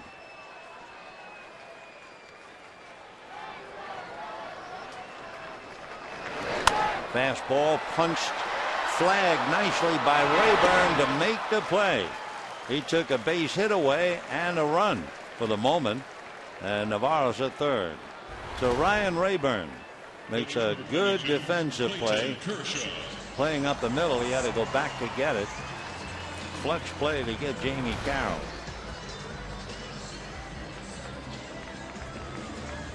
So now you have Deona Navarro at third with 2 down, and Clayton Kershaw, who has walked and struck out, coming up.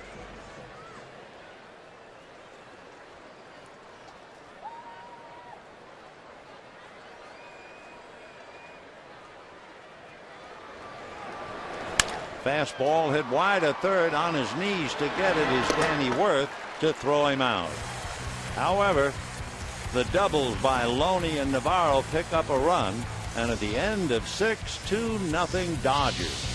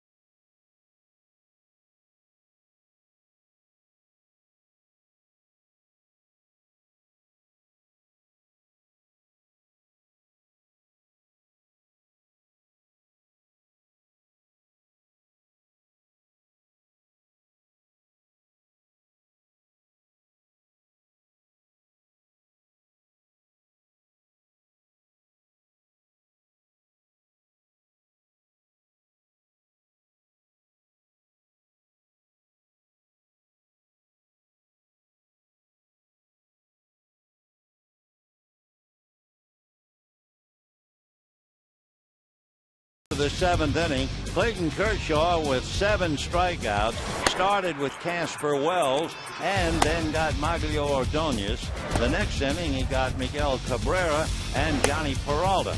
Moving on, Brad Penny went down for number 5. Then Johnny Peralta became number 6 and Casper Wells became number 7.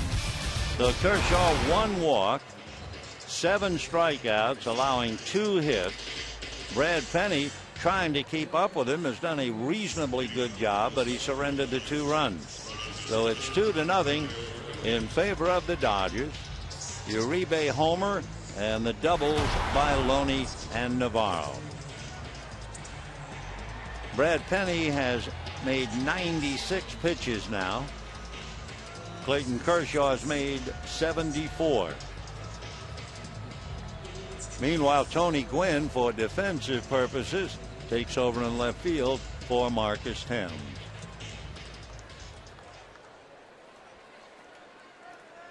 Maglio Ordonez struck out, grounded out, 0 for 2. Then Miguel Cabrera and Victor Martinez.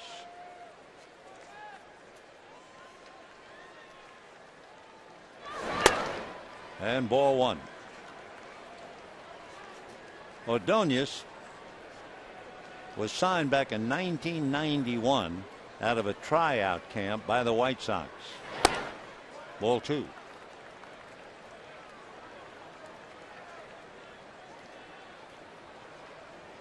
Kershaw has now made 76 pitches.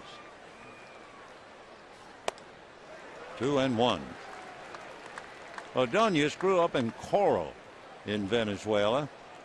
They say a city of about 150,000.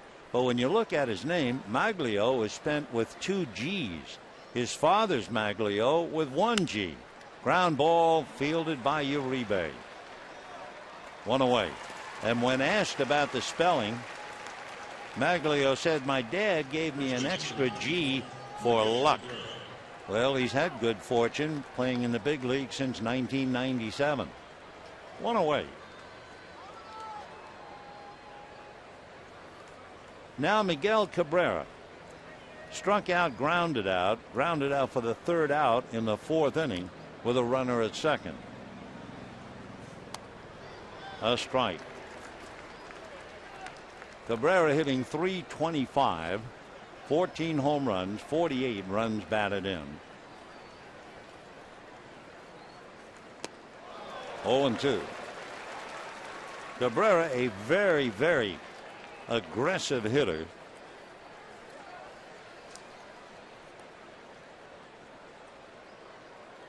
Still, he has walked 56 times and he's only struck out 38.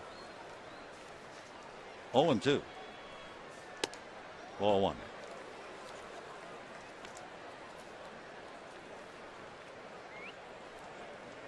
Detroit's been effective against left-hand pitching. They are 14-6. And Cabrera strikes out a second time, goes 0 for 3. Kershaw has now struck out 8. So the Tigers have run into quite a hunter here tonight. And the batter will be Victor Martinez. Martinez grounded out, fly to left, 0 for 2. Kershaw, his pitch count now a comfortable 82 pitches with 2 out in the 7th inning.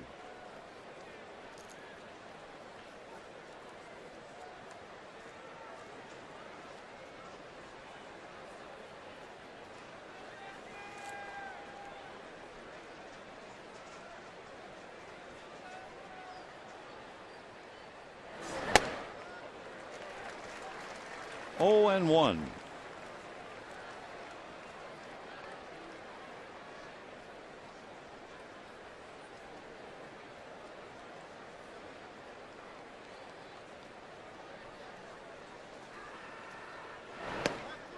One ball, 1 strike. Victor, born 2 days before Christmas in Venezuela. 6'2", 190.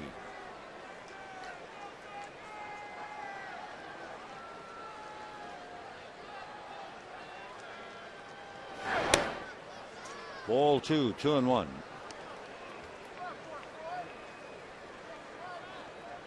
Interleague play brings up the fact that the Tigers are looking at a pitcher I'm sure they've heard about. Dodgers interested in Penny, but also the various Tiger hitters they've heard about. Fastball foul down the line. 2-2. Tomorrow night, Chad Billingsley, Max Scherzer, Porcello, and Lilly. Wednesday afternoon at 12:10. And there's Lilly shoulder to shoulder with Chad Billingsley. Pitchers talking to pitchers. Porcello, we'll certainly see him along with Max Scherzer. 2-2. Curveball hit to Uribe. Another easy inning for Clayton Kershaw. Down go the Tigers. That's 7 in a row retired. And at the end of 6.5 innings, it remains Dodgers 2, Tigers nothing. Now the crowd standing and will be asked to sing God Bless America and Take Me Out to the Ball Game. Ladies and gentlemen, please rise and join in the singing of God Bless America. Performed tonight by former Detroit Tiger Bill Slayback.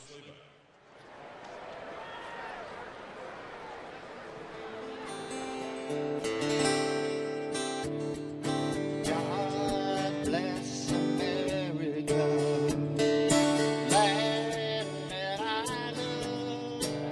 Stand beside her and guide her through the night with a light from above.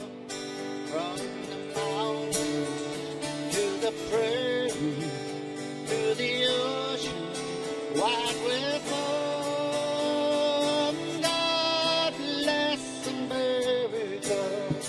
My home sweet home, God bless America, my home sweet home.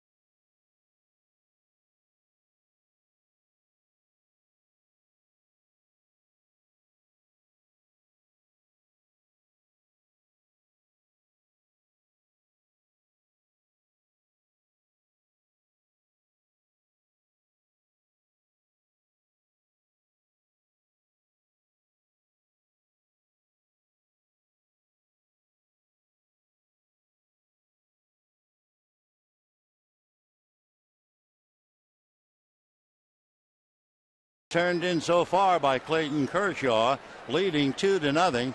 Daniel Slareth coming in, a boy who was born in Anchorage, Alaska, went to school at the University of Arizona, and we saw him 2 years ago with the Diamondbacks. He was a first-round pick by the Diamondbacks in 2008. He's the son of former NFL offensive lineman Mark Slareth, who has 3 Super Bowl rings.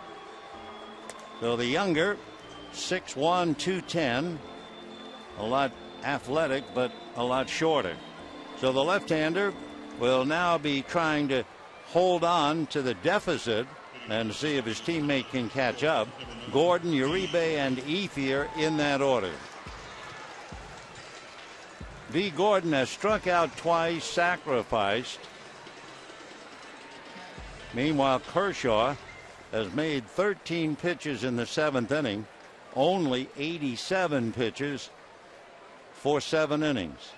So Clayton, 8 strikeouts and only 1 walk. So Schlereth working on Gordon. Big curveball for a strike. 0-1.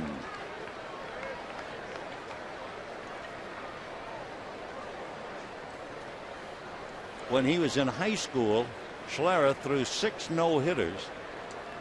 He also had a 19 strikeout game, and that wasn't enough.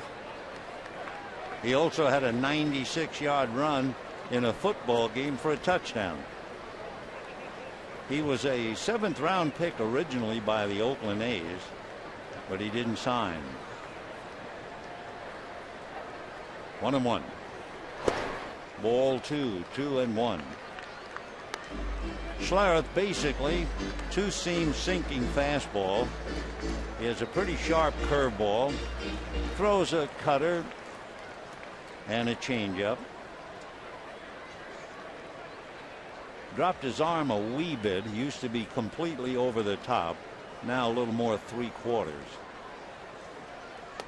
Breaking ball off the plate.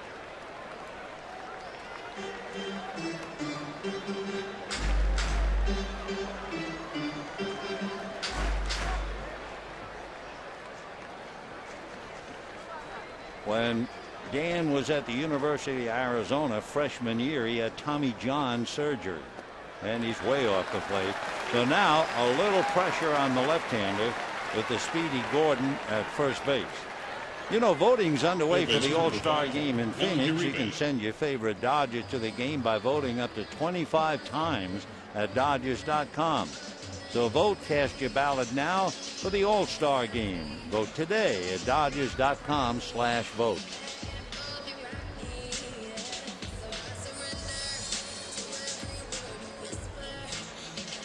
Juan Uribe homered in the first inning against Brad Penny, grounded to short and singled to center.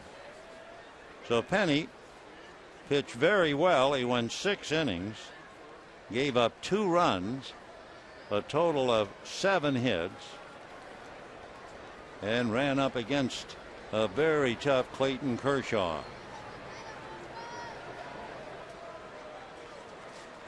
Meanwhile, Gordon will put that speed in the shopping window. He's stolen 4 out of 5.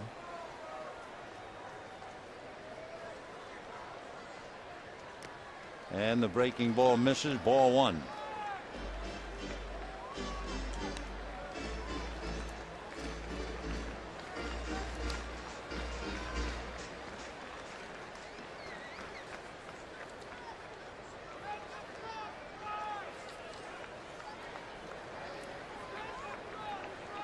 One of the Tiger staff's strengths would be against base runners. They would be 3rd in the major leagues most caught stealing. They're 2nd in the lowest stolen base success rate. They're 4th highest in pickoffs. 1 ball and no strikes.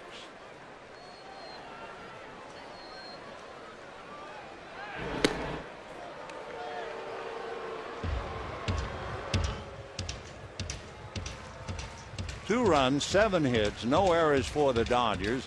No runs, 2 hits, no errors for the Tigers. And we're in the bottom of the 7th inning. Gordon at first, leading off with a walk.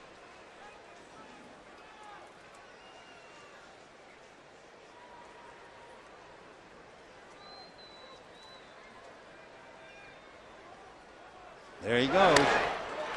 The throw, and a good throw it is, in time to get him. D. Gordon's not going to argue, but he feels he had the base stolen. But second base umpire Brian Runge was right there to ring him up. Take another look. Good throw by Victor Martinez, covering the second baseman Rayburn. Short hops, makes the tag. Runge rings him up. Tag on the ribs, and I think D thought that his hand was on the bag before the tag on the ribs, but didn't work that way. So 1 out. 2-1 now. The count to Juan Uribe.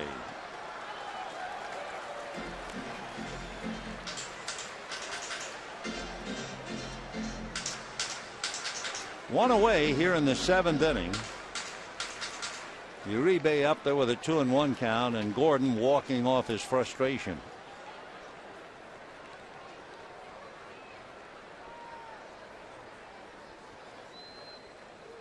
Curveball hit in the air to center. Austin Jackson.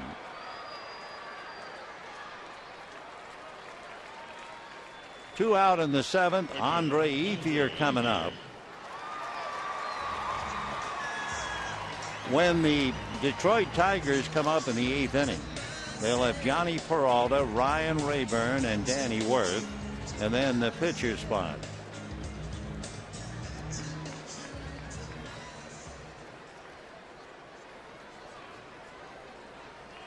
Andre Ethier single to left, flied to right, and walked against Brad Penny. Now checking in against the left-hander.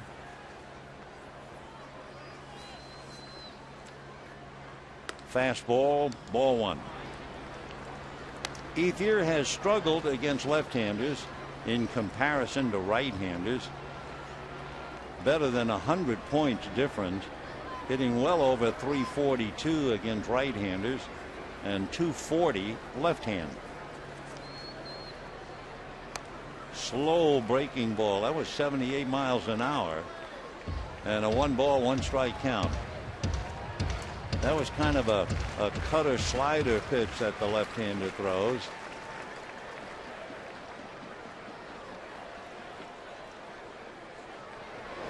Fastball, 2-1. Fastball at 88. They say that Schlereth has been clocked with that sinking fastball as high as 97.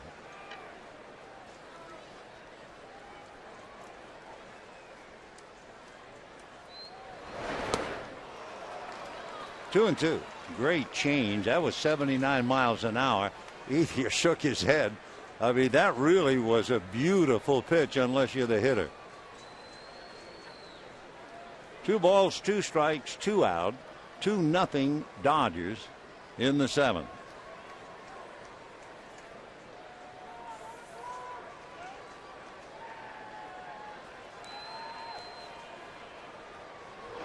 Fastball.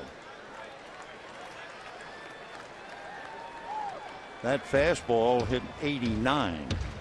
So that 97 high might have been a while ago. 3-2 the count.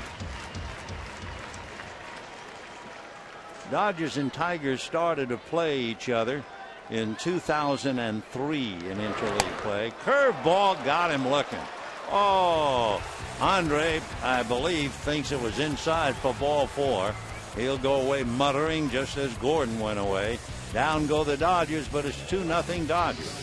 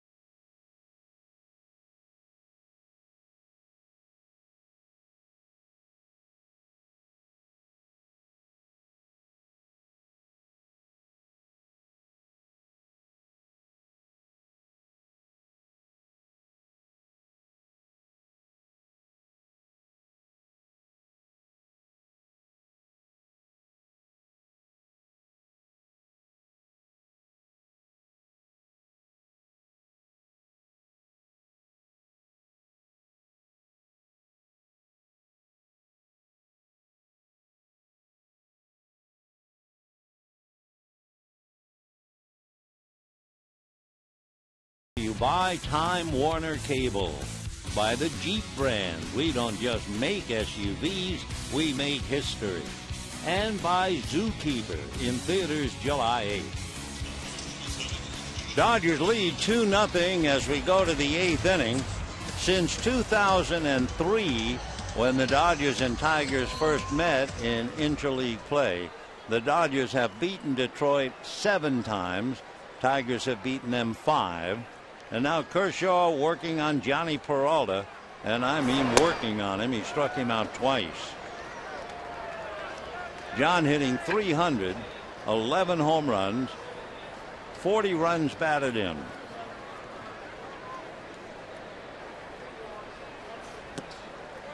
And he's behind now, 2 balls and no strikes. Peralta last year, 6 home runs against left-handers.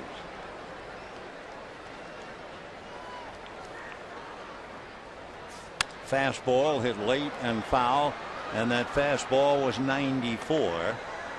So Clayton throwing hard. He has now made exactly 90 pitches.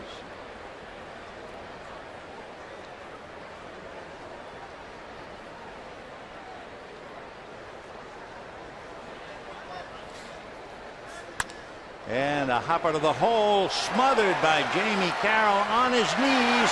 Got him.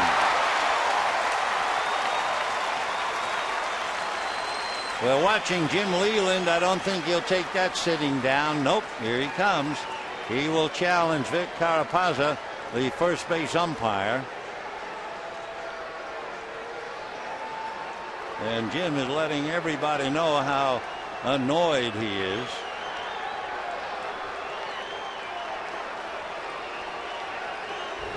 A close play on his knees. Carroll throws to first. Boy, bang, bang. Peralta thought he had it. The umpire said no. Second baseman, Ryan Rayburn. Vic Carapazza lives in Tennessee. 31 years old. Big call. Big play by Jamie Carroll. Ryan Rayburn doubled, picked off third, walked. 1 for 1. Boy, you know the expression poor fish? I mean poor fish. The Florida Marlins, playing for their third manager in as many days. Jack McKeon, at 80 years old, took over today to manage the Fish. Well, they lost again to the Angels 2-1, which means in the month of June, the Marlins are an incredible 1-20.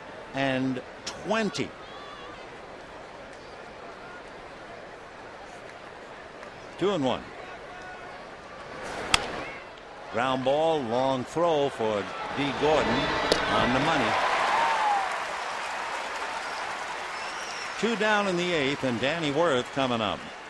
Oh, by the way, you know the very first thing that Jack McKeon did as manager? He benched the shortstop Hanley Ramirez. So 2 out, 8th inning. And now the list is starting to grow.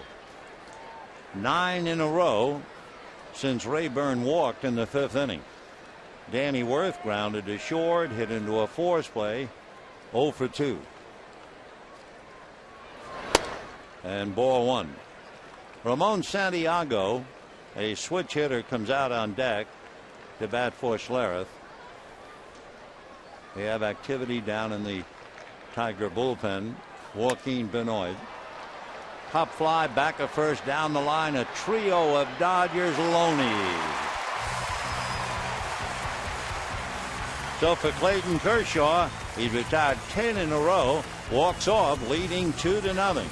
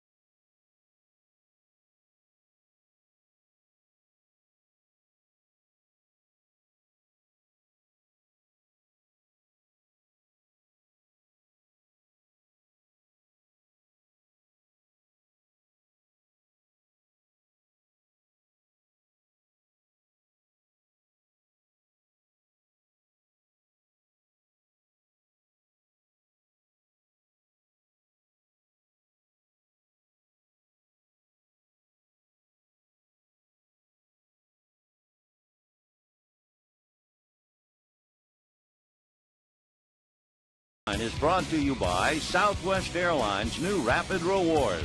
Unlimited reward seats and no blackout dates. By your Southern California Toyota dealers. And by Carl's Jr. $6 burgers made with 100% Black Angus beef. 2-0 in favor of the Dodgers. A 10-pitch inning for Clayton Kershaw in the 8th inning. So now young Clayton has made 97 pitches. He has a 2-hit shutout in his grasp, and he has the 9th inning yet to come. The Dodgers scored a run on a home run by Juan Uribe in the first inning against Brad Penny, who pitched tough until he gave up 2 doubles in the 6th inning for the second run. Matt Kemp hit the ball hard 3 times against Penny. Once a leaping catch by Austin Jackson took an extra base hit, maybe even a home run for Kemp. Next time up, Kemp hit it hard, but right at Jackson. And then with 2 on and 1 out, Kemp ripped one at third, and Danny Wirth started a double play.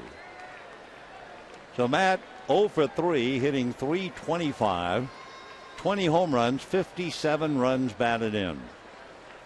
Dodgers 2 runs, 7 hits.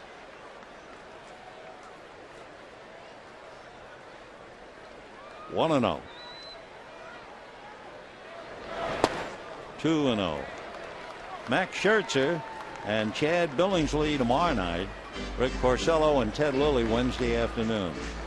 I'll tell you one thing, looking at Schlereth reminds you of Brian Wilson. I mean, that beard is as black.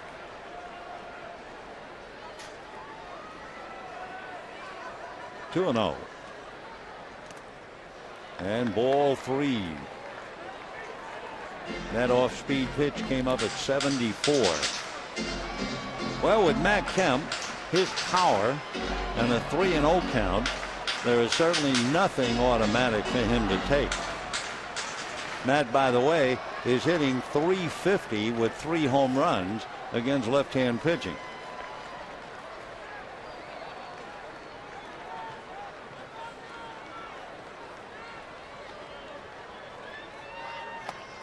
Inside. So Kemp draws the walk in the 8th inning, and the batter will be James Loney. But here are the final numbers for our text message question. Remember, we asked, could the Cardinals possibly make the playoffs with Albert Pujols being out for at least a month with that fractured wrist? 94% of you said no way.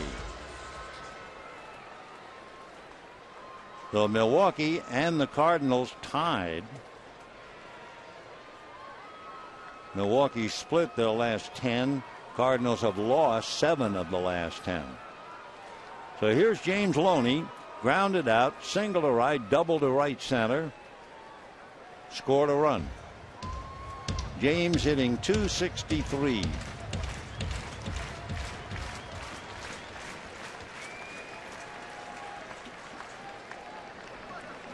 Matt Kemp tried to put a little heat on Schlereth, who's certainly keeping an eye on him. And hard ground ball up the middle. Loney's 3rd hit. Kemp will hold at 2nd. So a walk and a single, and Schlereth's in trouble. And the batter will be Tony Gwynn.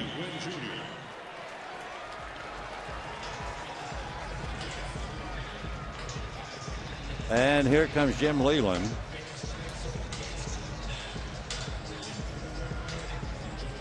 So a walk and a base hit. They have the right-hander throwing, Joaquin Benoit. Well, you have a left-hand batter. It looks like Leyland's out there just to deliver a message. And he is. 3,086 games managed by Jim Leyland. He's been manager of the year 4 times. Twice in the National League, twice in the American League.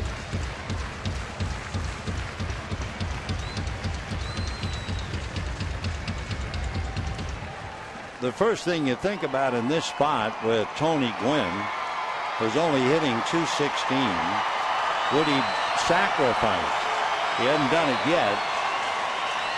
But they bring the corners up. Both Cabrera and Worth look bunt.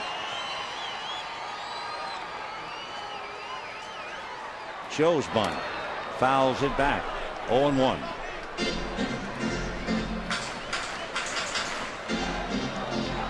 Then Wine, the bullpen, would be getting ready to pitch to Navarro and Carroll. Lorenzo Bundy shepherding the flock out there.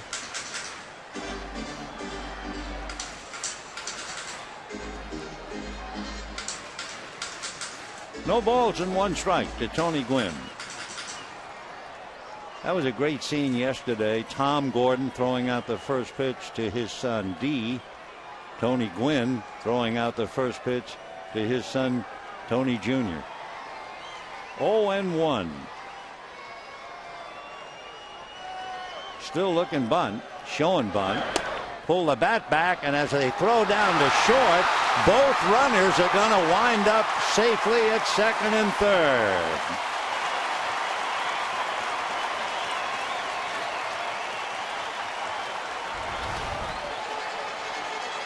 With that lead, and the bunt is missed, so Kemp is cut down at second base, so he keeps going to third, and Loney is able to go into second. So the Tigers worrying about the bunt, and not only do the Dodgers get their desire of second and third, it'll be credited a stolen base and an error charged to Victor Martinez. So the infield is up, 1 ball and 1 strike. Nobody out. Big curveball for a strike, 1-2.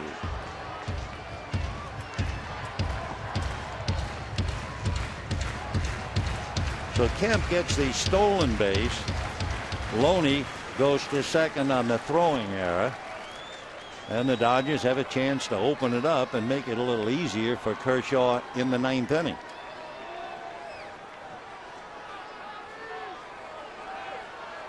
Time. Gwynn has 6 runs batted in.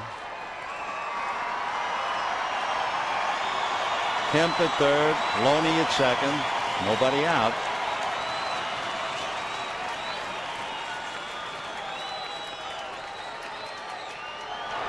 Curveball pulled foul.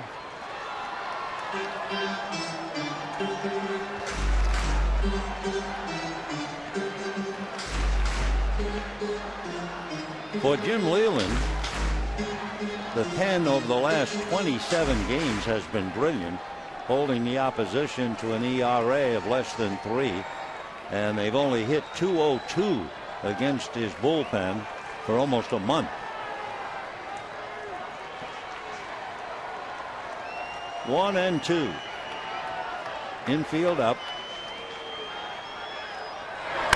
And a foul ball off third, out of play.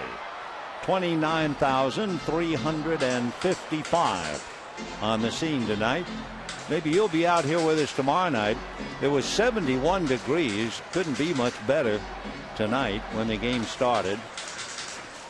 Tomorrow night, Max Scherzer, Chad Billingsley. Wednesday at 12:10, Rick Porcello, Ted Lilly. 1-2 the count to Tony Gwynn.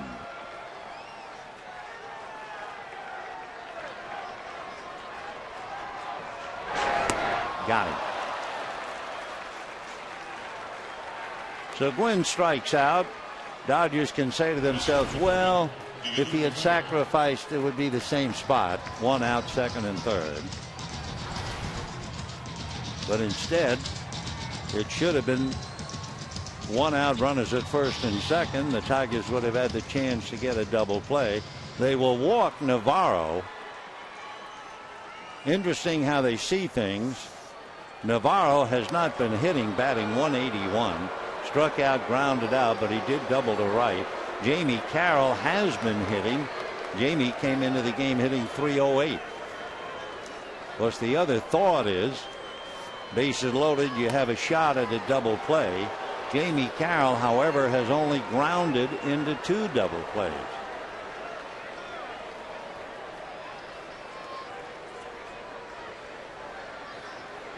So Jimmy Leland has a right-hander in the pen, Benoit. In a moment, the bases will be loaded, and from the looks of Leland, 1 foot up on the step, he'll be coming out with a hook in a moment. There's ball 4. So the base is loaded with 1 out. Jamie Carroll will be the batter. Joaquin Benoit in the pen. And here comes Jim. Double switch, he said.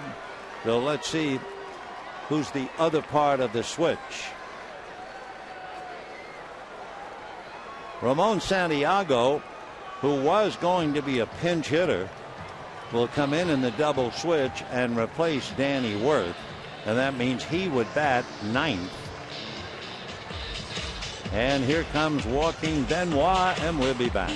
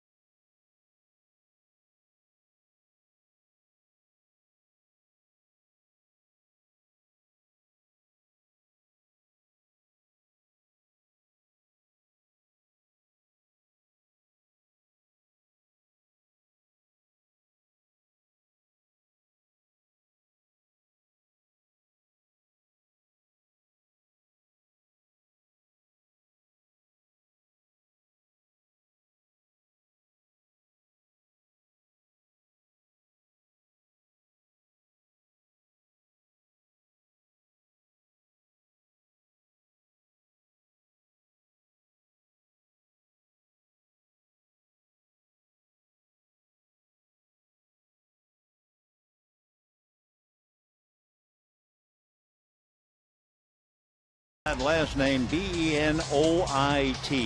He's from Santiago in the Dominican Republic. Omar Minaya, who left the Rangers to become the GM of the New York Mets, when he was with the Expos, he signed 2 young kids. One was Benoit and the other Sammy Sosa. Benoit, last year, winner of the Tony Canigliaro Award, honoring his comeback from rotator cuff surgery to become one of baseball's better setup men. Benoit is 6'3", 220. He'll be 34 the end of July, and he inherits a bases loaded situation. Matt Kemp at third, James Loney at second, Deonna Navarro at first. Jamie Carroll, with the bases loaded so far this year, is 0 for 7.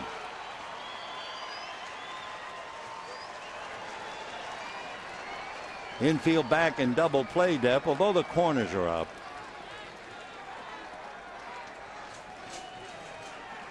Fastball hit to third. They go to the plate. They get 1. So Matt Kemp is erased as Carroll hits into the force play 5-2. Runners move up. Loney goes to third. Down to second goes Navarro. And Clayton Kershaw coming up with the bases loaded and 2 out. Dan Schlereth made 30 pitches while he was in there.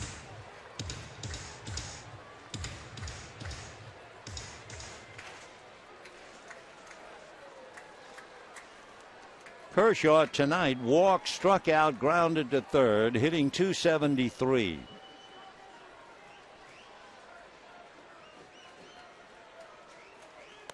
Oh and 1.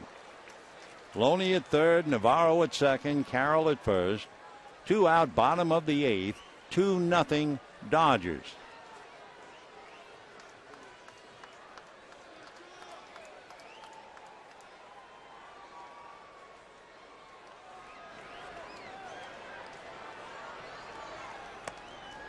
One and one. Big fella hits 96 on the gun.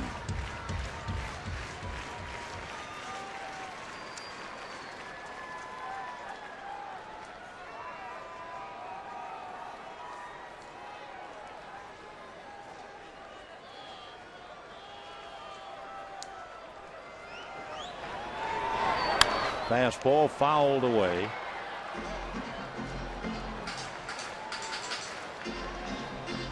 One and two the count to Clayton Kershaw. You have Loney at third, Navarro at second, Carroll at first, and the hard-throwing right-hander who has hit 97 with his fastball, changeup, and slider.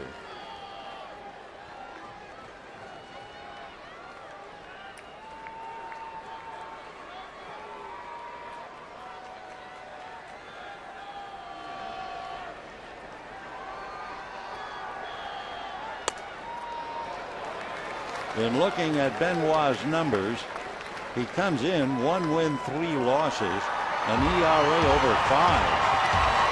In 26 innings, 29 hits.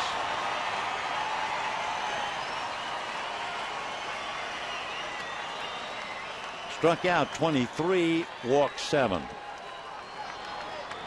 2-2.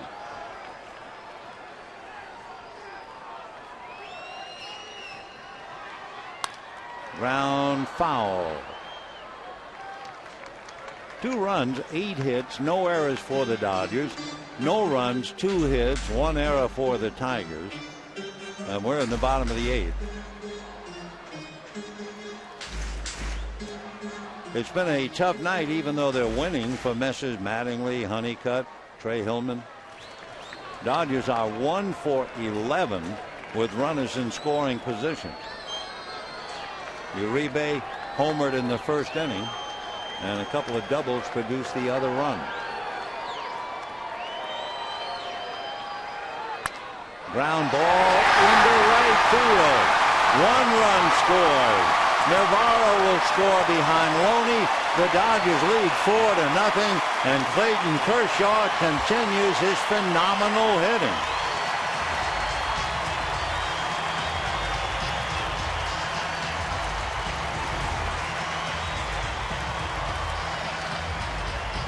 So Benoit gives up the hit. Flores is charged with the run. And the Dodgers now have a comfortable 4-0 lead. And with runners at first and third, it's D. Gordon coming up. So 10 hits in 3 years and 10 hits this season. A phenomenal season for a young, phenomenal left-hander.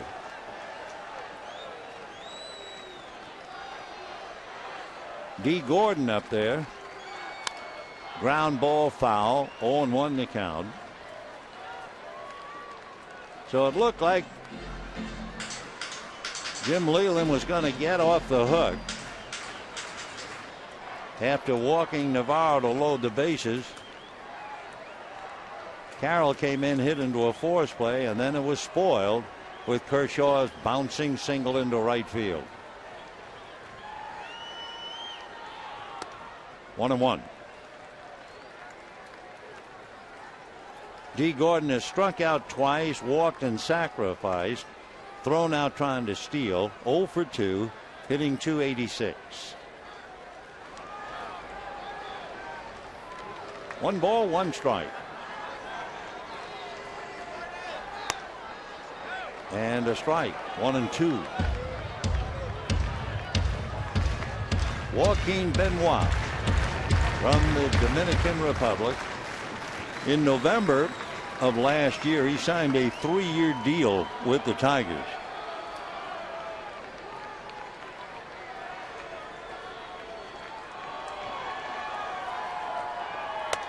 And he just blows Gordon away with a fastball. So young D strikes out 3 times, but Clayton Kershaw comes up with the big base hit. And the Dodgers head to the 9th, leading 4-0.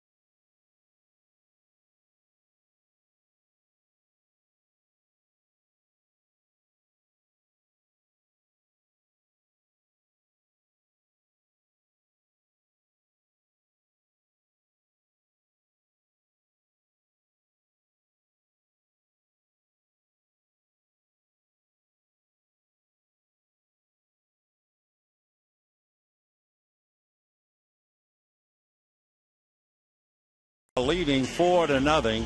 His earned run average is 3.04. With that base hit to right field, his batting average is 3.03. And he has turned in a gem for 8 innings, a 2-hitter. Watching young Clayton Kershaw is another tremendous young pitcher. The finest in the National League for sure would be Kershaw and a couple of others. But in the American League, the dominant pitcher is Justin Verlander. 9-3, ERA 2.5. His second no-hitter May 7th. Justin Verlander, who turned in a strong performance last time out against Colorado. Ramon Santiago, who finished the game at third base, was going to be a pinch hitter and then got in the double switch. That's a strike. Santiago, 1 home run, 6 runs batted in. Santiago's from the Dominican Republic. And a little foul. He went up to get a 94-mile-an-hour fastball. He's 5'11", about 175. Switch hitter. Signed by the Tigers back in 1999. Stayed in the organization all this time. Got him. So down goes Santiago. He becomes the 9th strikeout for Clayton Kershaw. Number 14, Austin Jackson. The interesting thing is the pitch count, because he is really just breezing. He had made 97 pitches through 8 innings. He had 10 strikeouts against Florida, and he's had 9 against San Francisco and Cincinnati. And a strike to Austin Jackson.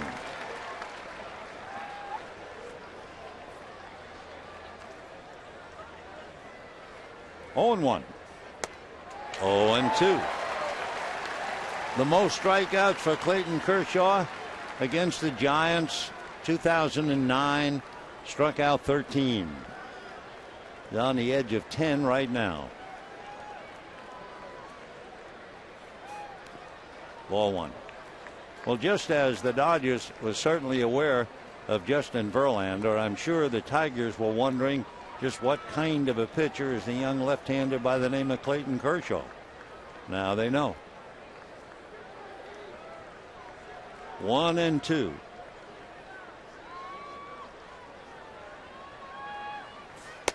Fastball. Kind of a bad follow through, but he's okay. the 96-mile-an-hour fastball. 2-2. And down he goes. 10 strikeouts for Clayton Kershaw.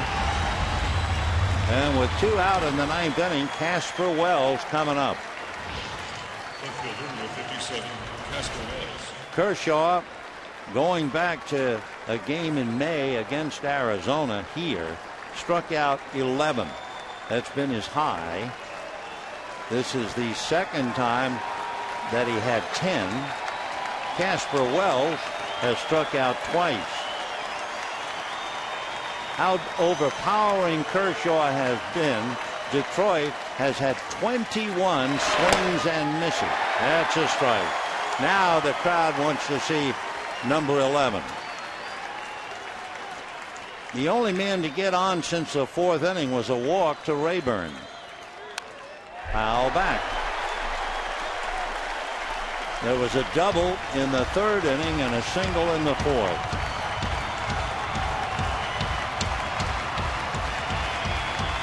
"12 in a row retired, 10 strikeouts, and the crowd asking for one more to put one more K up there for 11. In the dirt. I think he was just trying to throw too hard. Stay within himself. He's now made 109 pitches. Most pitches he's made in a game this year, 122 in Atlanta in April. Fouled away. Big at bat for Wells with Maglio Ordonez on deck to try and extend the inning. The only hits: Casper Wells single to center in the 4th. Ryan Rayburn double sharply down the line to left in the 3rd inning. And fouled away. The only walk came to Rayburn in the 5th inning. So he started off by retiring 6 in a row, striking out 4. And the only other hit following the double in the 3rd was Wells' single in the 4th. Tigers, remember, had only been shut out twice all year, and there it is. Strikeout number 11. He strikes out the side. Talk about put a ribbon on the package. A tremendous performance by a great young pitcher, Clayton Kershaw, his 3rd shutout. He made 112 pitches while striking out 11. And of course, you just wonder the thoughts of some of the Tigers. Was he really as good as they thought he might be? Juan Uribe is pumped. He had a home run in the 1st inning. Then the Dodgers had 2 doubles in the 6th, and for good measure on this great night for Clayton Kershaw, he singled in the 8th inning to drive in 2 to get his batting average to 304. So a big night. A reminder tomorrow night right here on KCAL 9. It will be Scherzer and Billingsley. And hope if you can, you'll be out here with us. Till then, good night, everybody.